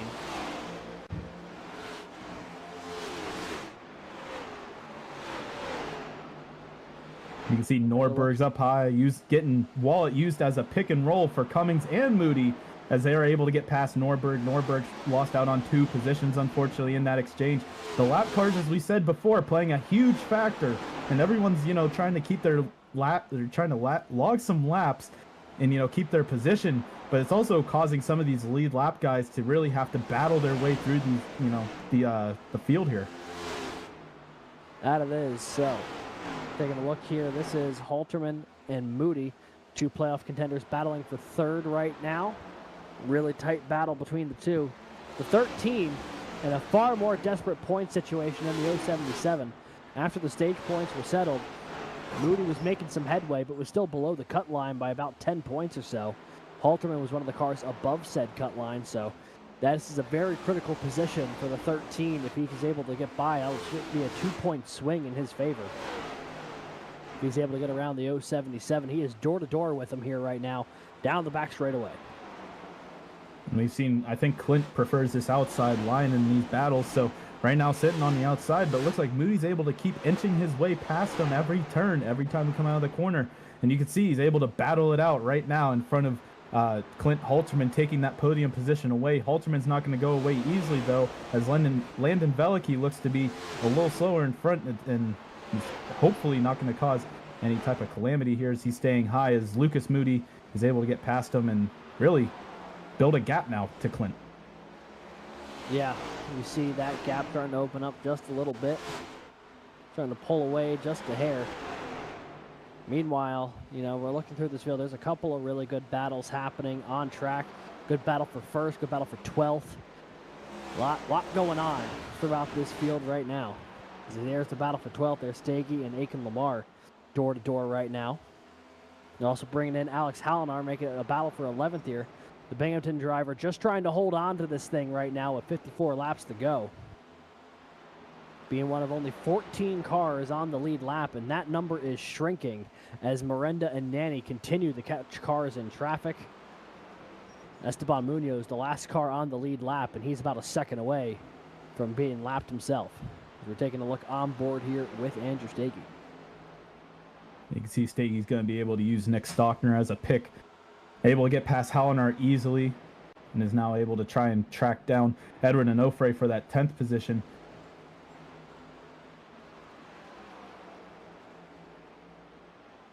A little bit of onboard action there with the 88. As it looks like the leaders are about to lap Esteban Munoz, and they will. So there goes the 2 lead cars. Mario Miranda, Daniel Nanny, nose to tail, have been for about the past 5 laps or so. They'll get around the 109 and bring the total number of cars on the lead lap to only 13. And for the amount of pace that Aiken Lamar, Alex Hallinar, Andrew Stagey have all shown tonight, they are the new cars that are going to be on the chopping block in about 5-6 seconds or so. As look at the pace that the leaders are setting right now. They are just pulling away from Lucas Moody. The gap almost 2 seconds now. And right now, Mario Miranda has an eye full of Daniel Nanny. Nanny, we've always seen him at the front this whole season. So these two have definitely got acclimated to each other this entire season. And now they're battling it out here at the Coliseum. And Mario Miranda's championship hopes on the line. But right now, Miranda controls his own destiny as he's in front of Nanny. But Nanny is just going to apply that pressure every lap. And with 48 seconds or 48 laps to go, you can see Mario Miranda is trying to just keep it in front of Nanny for the time being. Ball State 2-3 right now. Yeah, you see Miranda trying to hold on to that inside line, doing a little bit of blocking there on the 30. Daniel Nanny driving it in real deep to the inside those past couple laps. Gets it down a little bit tighter to the apron than the 89 does. So trying to clear the lap traffic there of Nick Stockner. But these guys just dialed in nose to tail right now. No separation between the two. It's going to be a matter of who blinks first here between Mario Miranda and Daniel Nanny. It's insane to say that, Aiken Lamar and also Alex Hallinar are in danger of being lapped, and they're only 12 seconds behind the leader, but that is the case here at Bristol. You can see Logan Harpine right now is on the outside of Mario Miranda, trying to keep every lap he can, but these two cars are just steamrolling everyone else. And the 28's had a pretty good, probably one of his best races of the season here in ETSU's home race. He scored 3 laps down in the 16th position. Between the cautions and then just, a couple of these green flag runs has really set back some of these drivers on getting lapped by the leaders here, because it's just been a blistering pace set by these two. Now Nanny going to take a look to the outside for the first time in a few laps. Nothing going there. Going to do a little over-under. Back to the inside he goes. Nicely set up there from Daniel Nanny. Looks to the inside of Miranda. Car couldn't stick it, though, off of 4. Miranda holds on to the lead with 41 laps to go. And you can see that Nanny used that momentum from the outside line to try and make a move on the inside. But, I mean, coming out of these corners on the inside, the car gets a little loose than it would be on that outside line. So, I mean, with these tires degrading as they are, it's harder and harder each lap to make that inside work. And right now, you can see that Daniel Nanny, hopefully, he's just hoping that Miranda makes a mistake, opens the door for him. Because right now, it seems like Miranda is on rails, and Nanny just has to kind of make his own way around him if he's going to try and win this race. So Daniel Nanny going to try that maneuver again. Oh, he got to the outside, but couldn't capitalize on it. Here's a battle with lap traffic. Aiken, Lamar, Landon, Bellicky, door to door now. Nanny and Miranda. How are they going to sort through this? Oh, the 099 up the track. It's going to give an avenue for Miranda to sneak on past. There was cars pinballing off each other, and somehow both the lead 2 cars have cleared this. And with 37 laps to go, only 12 cars remain on the lead lap. Soon to be 11, because there is Alex Halidar. And Halidar, you took that risk to try and stay out on these somewhat older tires. And right now, I mean, with his damage, you can see some sparks coming out of the back of that Binghamton machine. And unfortunately, he's going to go a lap down now and is hoping the caution falls anytime now so he can get that lucky dog and get some fresh tires. But, next on the list, Edwin Onofre, Matthew Nordberg, who we saw, they've been fast all day. I mean, Nordberg we've seen in the top 3, and it's crazy to say that the top 10's at risk to be lapped right now. Yeah, they are falling very quickly here. These two have continued to just fly past people. And going back before they called that lap traffic, that move from Nanny to go high to look back low, I think the biggest thing that's going to hurt the 30 there is more or less the fact that move has now been scouted by the 89. It's going to be, I think, a little bit harder to pull that exact maneuver off again, because I think he caught the 89 sleeping the first time, was nearly able to make it work, and now is stuck behind him, and now the 89 knows that's something that Daniel Nanny can do. So I think one of the moves potentially in Nanny's playbook has been scouted just a little bit. As you see, he continues to look to the inside of the 89. He drives in just a tad bit faster. It just has nowhere to go because Miranda's able to close off just enough of it to prevent the 30 from getting a run. 30 laps to go here from Bristol, and we have got ourselves a phenomenal battle for the lead. And honestly, I mean, right now, I think Daniel Nanny might be trying to use, really has to use lap traffic to really get some sort of opportunity, because even if he does, some of these moves that he's probably practiced at least 1,000 times, he's gonna have to use lap traffic somewhat to ruin Mario's momentum, because here at Bristol, you're gonna have to move the momentum. And as I say that, Nanny opens the door to the outside and hits the wall, but is able to stay outside. He got up high, hammered that wall off of 4, but he's gonna be able to make the pass work despite the fact. What a move from Daniel Nanny. Boy, did he get a massive chunk of the wall there off of 4. I am floored that he was able to maintain enough momentum to make that pass work. But now the shoe falls to the other foot. As the trailing car, does Mario Miranda have anything for Daniel Nanny? We saw how fast that 30 was. Pounded the back bumper of the 89 for the better part of 25 laps. And now starting to pull away ever so slowly. These guys 4 seconds ahead of Lucas Moody. They have checked out from the rest of the field. And, I mean, those cars that we were talking about, Edwin Onofre, Matthew Nordberg, some of the cars who stayed out in slightly older tires, boy, they're about to get lapped in just a moment here. But we'll take a look at this battle between the 95 and the 077. This is a great battle between 2 playoff drivers for the last spot in the top 5. And, I mean, you can tell both of these guys want to get every point they can. I think Clint's in a more dire position than Jake. So Clint definitely is applying the pressure, trying to make sure he doesn't lose out on 5th. But it looks like Jake Cummings is able to drive away with it, and now is going to have to defend against both Ricky Paz and Jared Kaler a little further back. his UNC Charlotte teammate, who's also trying to battle his way on points. And I'm looking at the timing tower, Brad. Edwin Onofre, Matthew Nordberg both just went a lap down. Only 9 cars remain on the lead lap, and once they get past Andrew Stagey, it is some playoff contenders coming up in the order if they're able to get that far. An unbelievable pace set by Nanny and Miranda here, as you see some battling here amongst lap traffic and top 10 cars. Halterman, Kaler in that mix. Aiken Lamar 1 lap down, as is Ricky Paz. So it's, you know, we've reached that point in the race where it's quintessential Bristol, as Decatur gets a massive piece of Clint Halterman there through the middle of the corner. The 077 not too thrilled about that. And a little UNC Charlotte battle between teammates in this battle for 7th. Both of those guys finished the stage above the cut line, but with Edward Sanchez running 4th, things are going to look a little more interesting there between him and Lucas Moody. On board here with Ethan Decatur watching this battle unfold. I mean, Ethan sitting currently 16th. I mean, it's a good day, but it's, you know, with these leaders just absolutely blitzing the field. It's crazy to say the stat that 1/3 of the current lead lap cars are Ball State, but I mean, Daniel Nanny, Lucas Moody, and Andrew Stagey all having some great days, and currently staying on the lead lap as you see UNC Charlotte battling between each other. Kaler battling Halterman right in front of Ethan Decatur here. And what a race for former Valpo driver turned ECU driver Ricky Paz. Running in the 6th position. It's been a great day for the 19, subtly too. It's one of the only car to not make the playoffs other than Daniel Nanny running on the lead lap still right now. You see the 19 for ECU.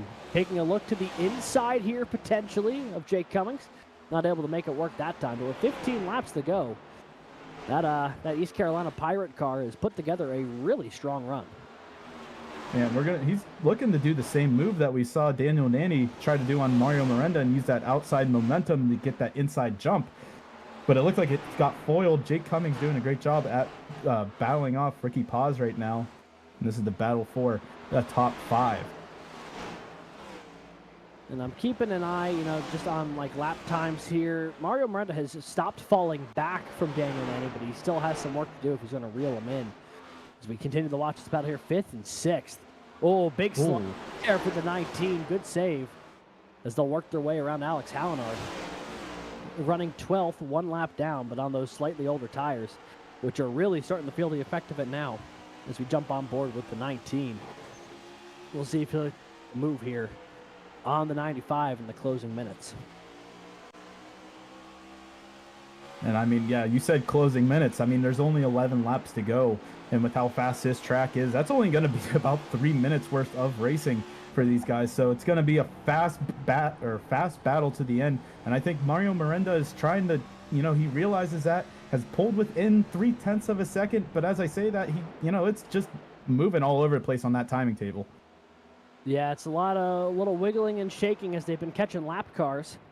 And they might still hit some more lap cars in the closing laps as Ricky Paz continues to get to the back bumper of Jake Cummings. Looking to the inside here for 5th once again.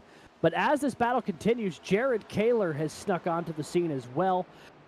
Andrew Stagey has gotten around Clint Halterman, and those 2 cars are side by side, and they are maybe in danger of getting lapped before the end of this race. Daniel Nanny within a second of the playoff driver. Sorry, I saw Jake Cummings got a little loose coming out of 4 there. Opens the door for Ricky Paz. Paz is able to battle his way into the top 5. And now Kaler's going to use the momentum, trying to get 6th away from Cummings. Again, some crucial points for him to try and stay above that cut line. And now Cummings, he's just trying to hold on to what he can. As you see, now we got the top 8 of students. And then it looks like 6 drivers after that, alumni. And now the top 7 are on the lead lap. Yeah, Andrew Stagey and Clint Halterman just got lapped by Daniel Nanny. 6 laps to go, and Mario Miranda, with that lap traffic, has reeled him back into within a car length. We may have a bit of a battle still here for the lead in the closing moments. Laps desperately ticking away if you're Mario Miranda, trying to get to the back bumper of Daniel Nanny. Nanny just trying to hold on for the last couple laps of this one. 4 laps to go. And with how long these tires have been, I mean, these guys are going to have to try and, well, really, Mario's going to have to try and pick the perfect situation to get that lead away from Nanny. Nanny has been a powerhouse since he's got to that lead, but hasn't been able to get away from Miranda.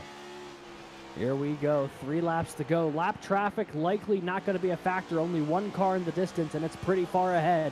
They make their way down the back straightaway. Not a great exit for the 89. Going to lose a little bit of time. Runs up to that middle lane, trying to find something. 2 laps to go.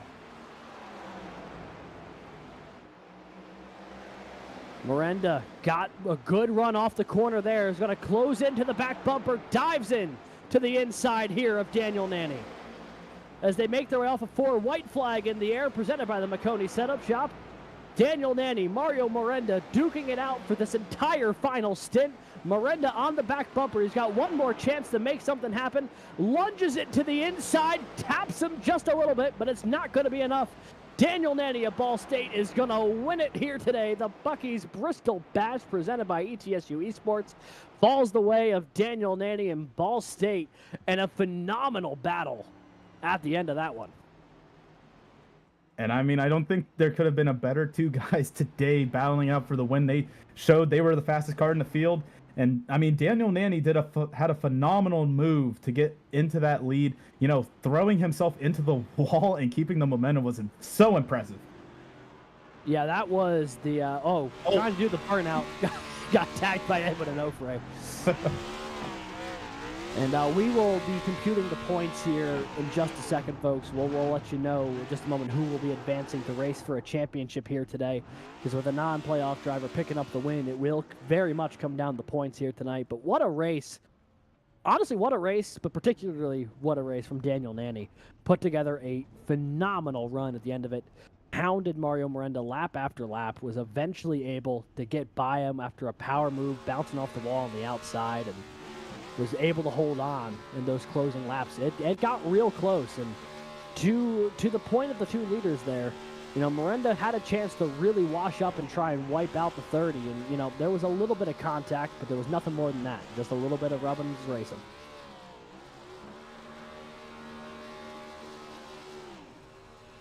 And with that, we are going to take a quick commercial break.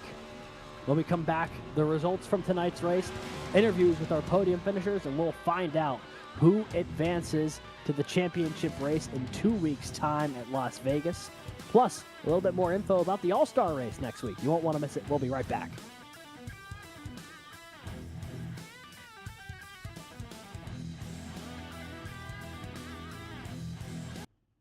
Racing isn't easy, but experiencing it is. iRacing puts you in the driver's seat with the industry's leading sim racing game. Drive on laser scan replicas of the greatest racing circuits from around the world. Go head to head against other drivers chosen by skill-based matchmaking to ensure competitive racing at every level. Compete across all your favorite series. In officially licensed cars, engineered to deliver the most accurate driving experience possible.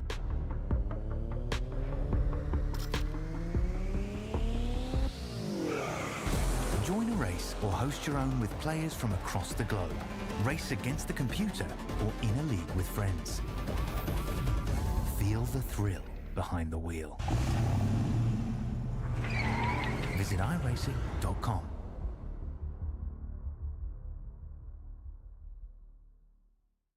When you want to be the best, you can't settle for the rest. For anything on iRacing, there's just one name you need, Makoni. With the launch of Makoni Entertainment and Makoni Competizone alongside Makoni Setup Shop, we now provide the best of the best in setups, paint schemes, coaching, broadcasting, and event organization. With cars across all 4 license classes, we have what you need to hit the track with confidence. Grab a subscription and save money while going fast at MakoniSetupShop.com/subscriptions. And remember, at Makoni Setup Shop, there are setups, but your victories.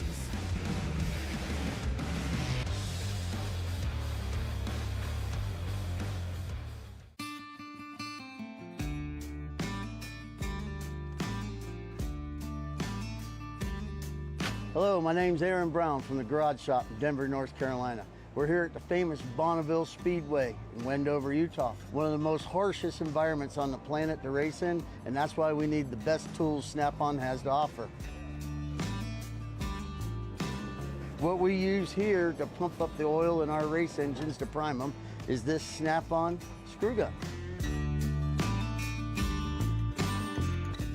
With its variable speed and high torque, this allows us to spin our oil pumps up to 1,500 RPMs, creating 70 pounds of oil pressure, which helps us get everything settled in, nice and happy, and turn the hot oil through the engine.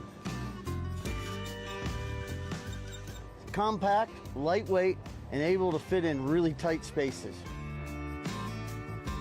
Its 9-position clutch allows us to torque things, nuts, bolts, from 8-inch to 50-inch pounds. Small size and high performance helps us get into many places on a race car where normal tools can't. Under the dash and the engine compartment, we also use this to drill a lot of holes in very tight spots.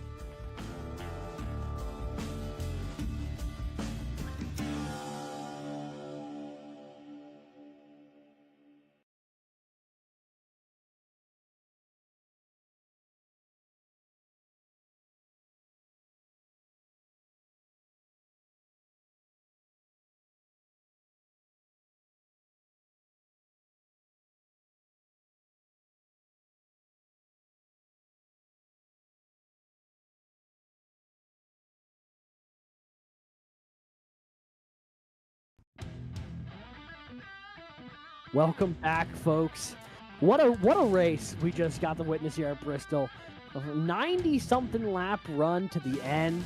A phenomenal battle that ended in less than 0.2 of a gap between Daniel Nanny and Mario Miranda. Phenomenal stuff. Truly, sneaky might be one of the best races we've seen all season, Brad. Yeah, I mean, definitely lap-wise, the longest green flag run to end a race we've seen. And, I mean, it's crazy to think at Bristol we would see such a phenomenal finish, and also only 7 cars finished on the lead lap. I think both of those stats are pretty phenomenal in my opinion, Alex. Yeah, no, truly some great stuff here tonight. Ton of fun. Let's take a look at those results up on your screen now. Ball State's Daniel Nanny. What a run for the Ball State Cardinals here. Another victory for them. Daniel Nanny putting them in victory lane just ahead of Mario Miranda. What a duel those two had in the closing. I say closing laps, really that was in the entire second half of the race. It was those two duking it out the whole way. It was phenomenal stuff. Lucas Moody rounds out the podium here. Another Ball State podium. A great run for the 13. And Ricky Paz, how about him? 4th place finish for the ECU driver. Great stuff for him. Jared Kaler finishing 5th tonight for UNC Charlotte. Edward Sanchez will bring it home 6th for Baruch College. And Brad, how about this? Jake Cummings, the last car on the lead lap, finishing 7th tonight. Just ahead of Andrew Stagey, Clinton Halterman, and Matthew Nordberg. All 3 of those guys inside the top 10, but all of them 1 lap down. Yeah, I mean, that's a testament to Daniel Nanny and Mario Miranda just absolutely having the pure speed. As you can see throughout this list down here, I mean, Edwin Onofre, another fast driver, in 11th, 1 lap down. And then Alex Hauenar, we saw him take that risk. And unfortunately for him, we had a long green flag run, and we saw him finish up in 12th. Not a bad finishing position at all. Aiken Lamar from Howard Community College finishes 13th. Esteban Munoz, 14th. Started from last, ended up 14th. I'd say it's a pretty good day for him.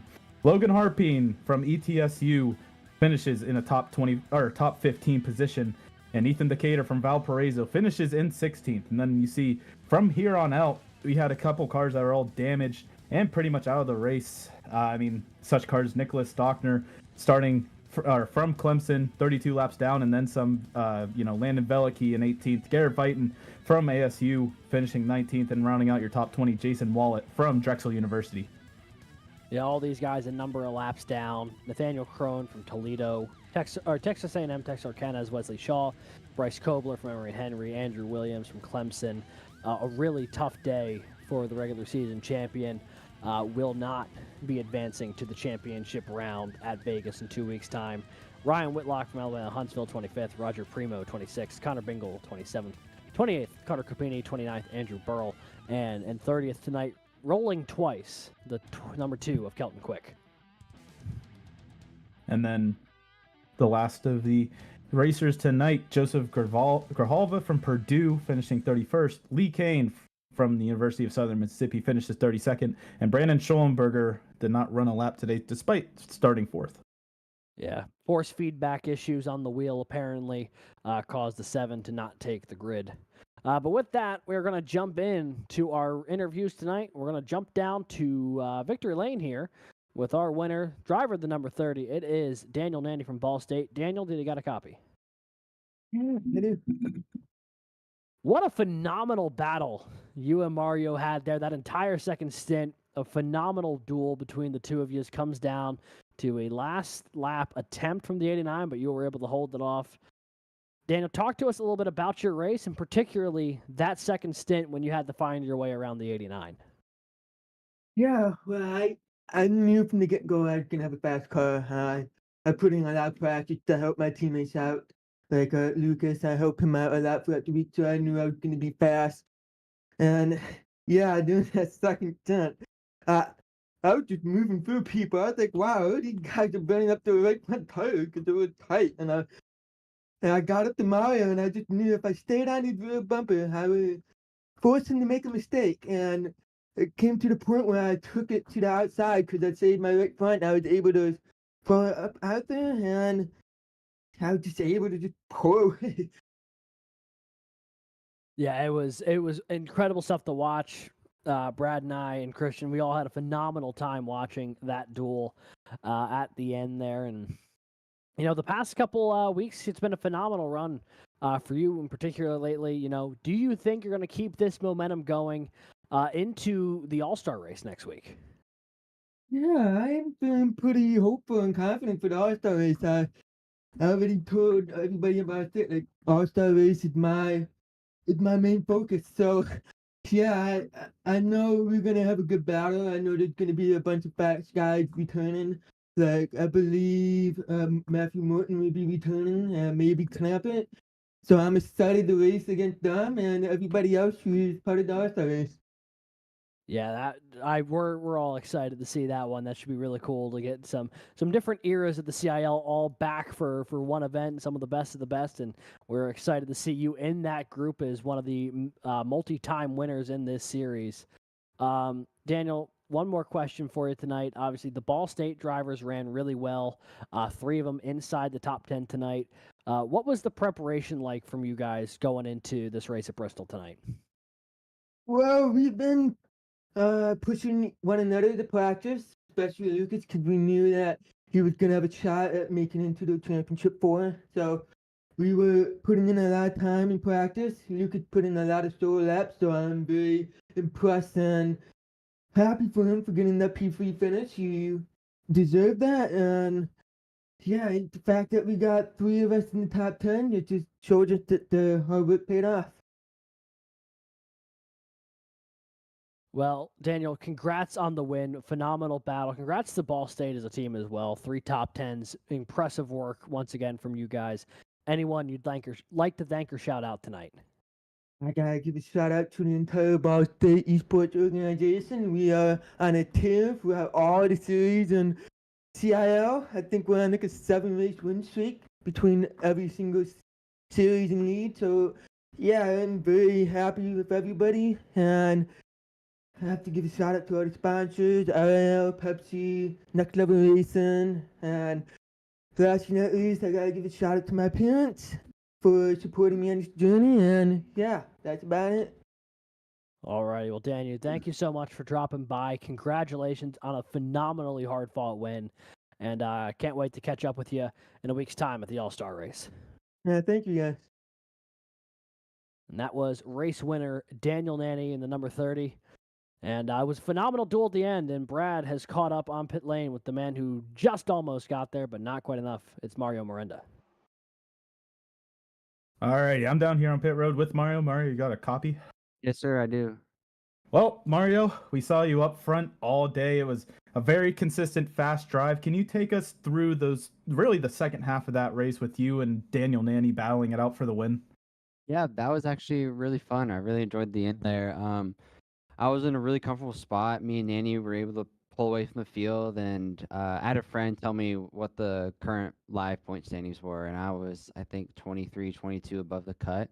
So I was very comfortable. I was right in the bottom. Nanny seemed to be very patient. Was just follow along in my tracks, and I could tell he was faster. And it came to a point when he got side by side with me, and we were able to clear the lap traffic. I let him go because that's not my race. I don't need the win to get in. I'm good on points. It's always nice to win, but I didn't need it at the moment. And then when we got within 5 to go, I was like, well, I feel pretty safe. Like I feel pretty confident where I am on track. So thought I could push the issue a little bit, have a little fun with Nanny at the end, maybe try to steal a win, but he just defended the top and you couldn't really do much from there. And as you said earlier, I mean, you had that great points position going into today, and now you will be representing Oklahoma as part of the Championship 4 in Las Vegas in 2 weeks. Tell us a little bit of what that means to you and the esports program. Yeah, it means a lot. After after all the controversy last week, it's nice to still just end up in the Final Four and represent Oklahoma. We had such a good season. We started off so strong with me, John, and Sky, and we really put on a show, and it was really nice to see the pace we all had. So finally for it to see it pay off, and me being the Final Four is really cool. I wish John was here with me as well. He had a really good regular season, and the playoffs did not go for him well. So wish he was here with me too. We had 2 OU cars in the final, but I'm glad we got one, and I'm honored to be the one who's in the Final Four. And then next week we have the All-Star race. What are your thoughts going into that? Are you excited? You really, putting your mind to Vegas here for that? Or are you looking forward to the championship race?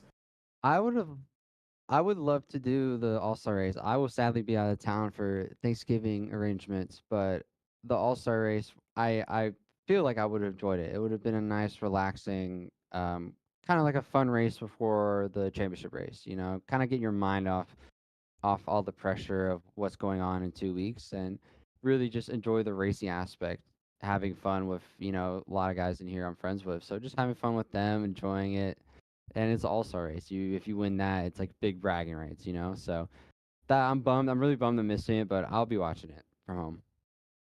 And then, well, I guess Mario, you're kind of used to being up here in the booth. Do you want to shout out anyone like usual? Yeah, I just want to shout out to everyone at Esports that are watching. I know maybe the Valorant team and Halo team are out there watching, so thank you to those guys. Thank you to our partners, Twisted Tech, McDonald's, Computer Connection. Those guys really help us every week, like always. Putting us on the track, giving us fast cars to run up front, really representing the OU brand well, and then also just thank you to the friends and family that are watching. We're in the Final Four, so the hard work's paying off. Well, congrats again on the great race tonight, Mario, and we'll see you in 2 weeks for that championship fight. Yeah, see you guys in 2 weeks. Boomer sooner. That was your second place finish, Mario Miranda. Yeah, I jumped the gun there. That's on me, buddy. That's my bad. You're good. Well, good news. You're going to be catching up here with our third place finisher, also from Ball State, the 13 of Lucas Moody. That I am. Pull him on in here. Hey. Oh, wait, does that go through? Oh, you bet it did. I really hope that doesn't go through. It definitely did. So, welcoming the 5th member of Weezer into the chat, it's Lucas Moody. Hey, you know what else I was 5th in? Haha. Timely jokes. Lucas, I guess since we opened with that, we'll start on the negative before we get to the positives of tonight. Missing out by 1 spot and advancing to the championship 4 tonight, but I gotta ask you, how are you feeling right now balancing missing the championship 4 with this being the best season that you've put together to date? Yeah, I mean, yeah, good. I didn't even think about that, but that is a great point. The improvements from last season to this season is insane. I think I finished 27th, or like somewhere really far down in last season's standings, and yeah, finishing 5th in this season's standings. So it's obviously a positive to look on. Ending the season off with the podium is, obviously something else to look on. But 3 points, 3 points is all it was. In the end, Clint made an amazing call. He'll probably talk about in his interview to get him the 9 stage points he needed, and that's just, I put everything out there on the table today. 4th in stage, 3rd at the end of the race. Like, if I'm not in, it just wasn't meant to be. You know, I drove the wheels off the thing and I just had to pray that other people wrecked, and just it didn't happen. Yeah, I mean, you put together not only a phenomenal run today, but really this postseason. You've been digging from behind really the whole way, and you've kept making it happen. And I mean, you to your point, you were driving phenomenally out there today, constantly battling up at the front of the field. Talk to us a little bit about just the race as a whole, because it looked like you not only got off the jump well with a good qualifying effort, you found a way to, even with the restarts and the shuffling through pit cycles, you found a way to keep yourself up there throughout the night and give yourself a chance the whole way. Yeah, that all goes out to my teammates. Daniel and Andrew played a really nice team game with me. They just kind of stayed behind me, just kind of let me do my thing. Just let me ease my tires in distance. So that all goes out to my teammates. And then the second stage, Daniel was just amazing. It was like an unspoken plan. It was perfect. He had the outside line on the restart, which, as you guys probably saw, was overpowered. So he got me on the restart, and just like 3 laps in the stint, he's putting pressure on the guys ahead, making them waste their tires. You probably saw me fall back to like a second, getting clean air, start saving my tires. And right behind me was even more teammates, Edward and Ricky. My teammates have Vortex. So I had, teammate in front putting pressure on the guys ahead, teammates behind also saving tires and keeping a good gap to me. So from lap 115 to lap 170, I was just able to drive my race. I was able to drive past Clint, Matthew, all the guys, get into third, and then on this day and age with this tire model, Mario and Daniel are just too experienced in it. They know exactly how to extract the pace without burning the tires out. There's just no chance in catching them. So third's the best I could do today, and I did it, which is, it's what I had to do, and unfortunately it was still short, but yeah. Unfortunately, once short, but a phenomenal drive and a phenomenal season for you, Lucas. And I do hope once the disappointment of the night subsides a bit, you can enjoy the season that it was, because you have put together a phenomenal run here, both you and your Ball State teammates. I mean, 3 cars in the top 10 tonight. Incredible stuff, but obviously, a tough break, but you, to your point, left it all out there this evening. While you're up here, anyone you'd like to shout out this evening? Of course, going to start with my teammates. Daniel bringing home the win for Ball State is amazing from him. Alif, who's in Vegas right now. Andrew, Ben, and Kelton. I don't think I missed any. All my teammates from the roadside, all my teammates on Vortex Motorsports. Also have to shout out Vortex Motorsports, Overton Setup Shop. Of course, my parents, my mom, my dad, my younger brother Andrew, and BK and Dan, who are the directors here at Ball State University. Alrighty, Lucas, thank you so much for dropping by. Phenomenal race tonight, and hopefully we get to chat with you real soon here before this season's over. Yep, thank you. That was 3rd place finisher Lucas Moody. Phenomenal drive for the Ball State driver tonight. Just came up a couple positions short tonight of what he needed, but one more interview here tonight. Brad is catching up with our alumni winner, Clint Halterman. And I'm down here with Clint Halterman. It looks like Clint has some company behind him as his fellow teammate Jared. Well, I guess we could start it off here. So Clint, I mean, both you and Jared are making the Final 4. How does that feel for both of you in the room and the cat behind you? Yeah, it feels great. I think I've done the few times I've actually been able to be up in the interview, because I haven't had a podium, besides just the alumni wins, I've said that this season has not really gone the way I'd hope it would. I've had 1 top 5. I have 0 playoff points, and I know I've had more speed than that, and I've had better seasons than this one. But somehow, some way, I've made the championship for the first time in Cup. Charlotte's we have a 50-50 shot at winning the championship. OWR has a 50-50 shot at winning the championship. I do feel like Joey Logano right now with the other 3 drivers who have wins and podiums, and then I'm there with my 1 top 5 for the whole season. But I'll take it. I'm really excited to just be here. So going for the championship race, I don't know. I don't feel like I really have anything to lose. I did not expect to be here, so I feel like that's kind of frees me up to do some wacky things if it comes to that. And then, coming to those final laps, I mean, knowing you were, now that we know 3 points ahead of that cut line, what were your thoughts, with battling everyone around you through those final, 20 or so laps? Yeah, I was my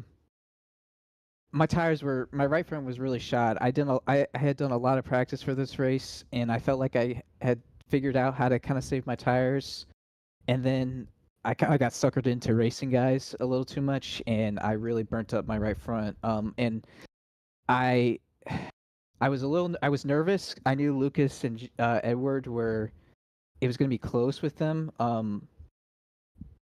But those 9 stage points I got were super helpful. I'm not really good at strategy ever, but I think I made the call of my life there with pitting on lap 30, taking 2 tires and getting the lead, and then I was able to hold on for the second, get the stage points.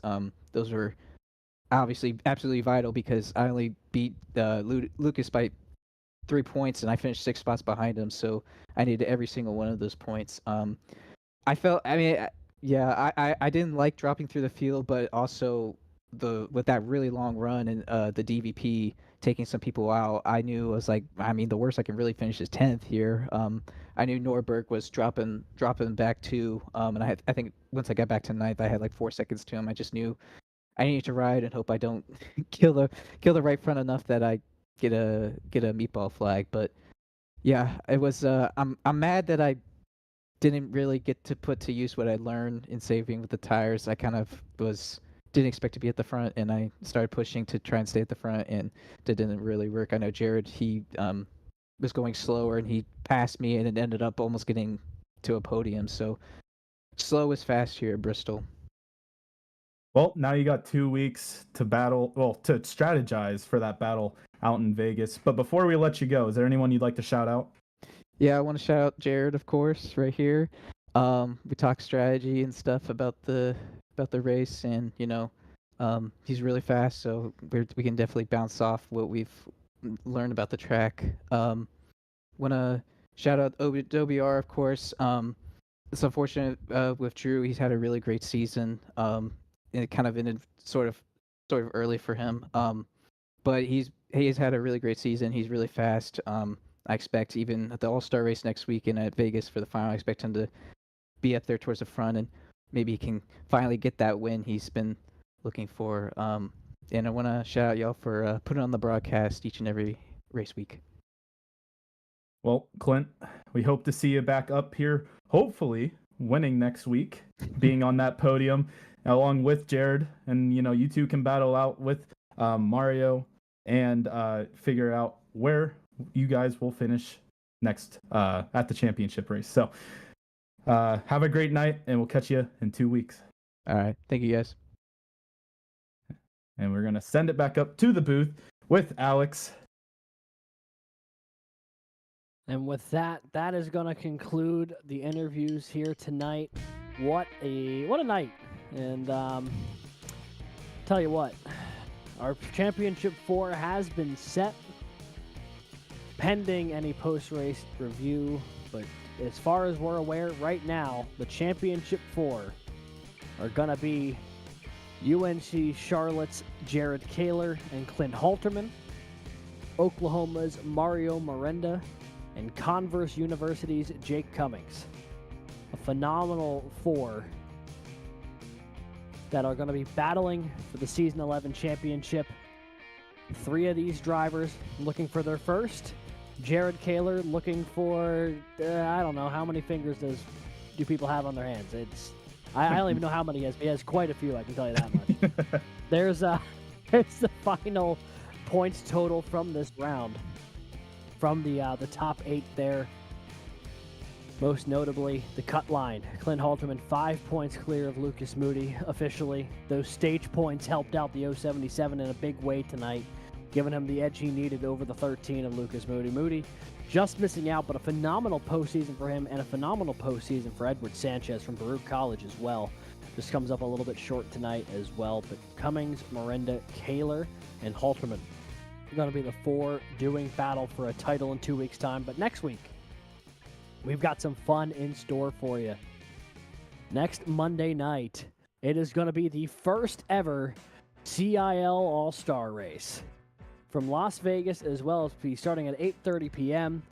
The first ever All-Star Race. Every former winner has been invited for this one tonight. Should be a ton of fun.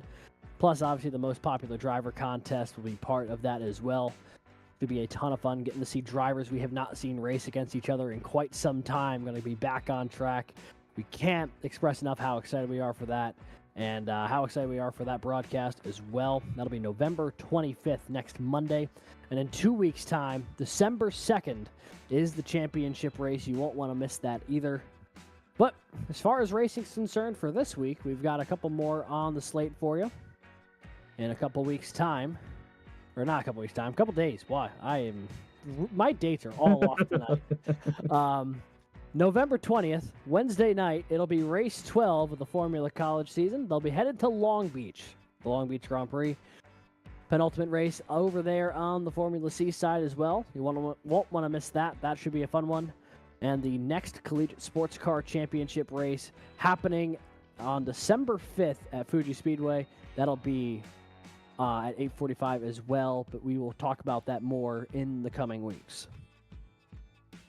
But for that, it's just about going to do it for our coverage here tonight of Bristol, folks. Thank you so much for tuning in. If you haven't already, feel free to drop the old subscribe button. We're almost at 500. We would love for you to be the 500th subscriber here to the Collegiate iRacing League channel. If you liked what you saw tonight, be sure to hit that like button as well. Gives us some good feedback going into next season. But for everyone here at the CIL, for producer Christian Hill, co-commentator Brad Daniels, I've been Alex Gagnon saying thank you so much for tuning in, and we will catch you next week for the All-Star Race.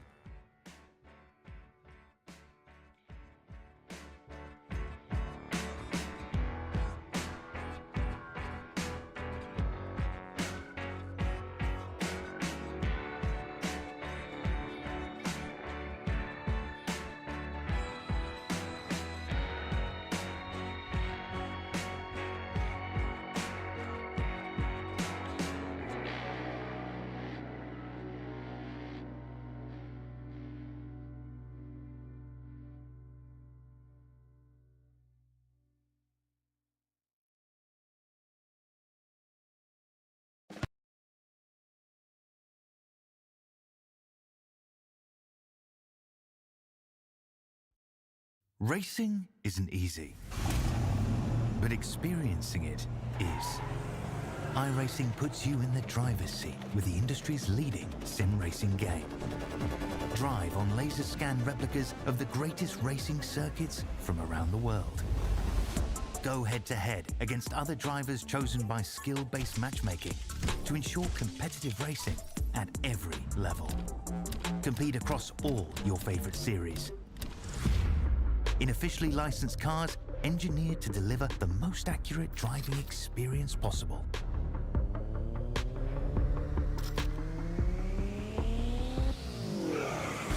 Join a race or host your own with players from across the globe. Race against the computer or in a league with friends. Feel the thrill behind the wheel. Visit iRacing.com.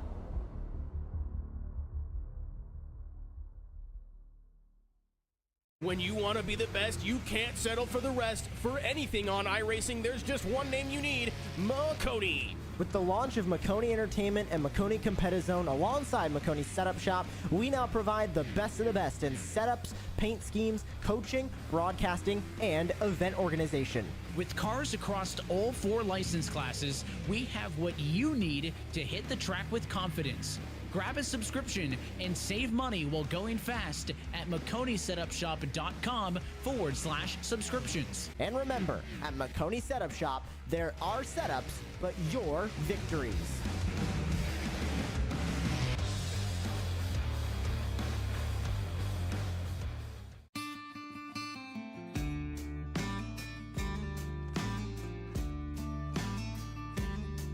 Hello, my name's Aaron Brown from the Garage Shop in Denver, North Carolina. We're here at the famous Bonneville Speedway in Wendover, Utah. One of the most harshest environments on the planet to race in, and that's why we need the best tools Snap-on has to offer. What we use here to pump up the oil in our race engines to prime them is this Snap-on screw gun. With its variable speed and high torque, this allows us to spin our oil pumps up to 1,500 RPMs, creating 70 pounds oil pressure, which helps us get everything settled in, nice and happy, and turn the hot oil through the engine. Compact, lightweight, and able to fit in really tight spaces. Its 9-position clutch allows us to torque things, nuts, bolts, from 8-inch to 50-inch pounds. Small size and high performance helps us get into many places on a race car where normal tools can't. Under the dash and the engine compartment, we also use this to drill a lot of holes in very tight spots.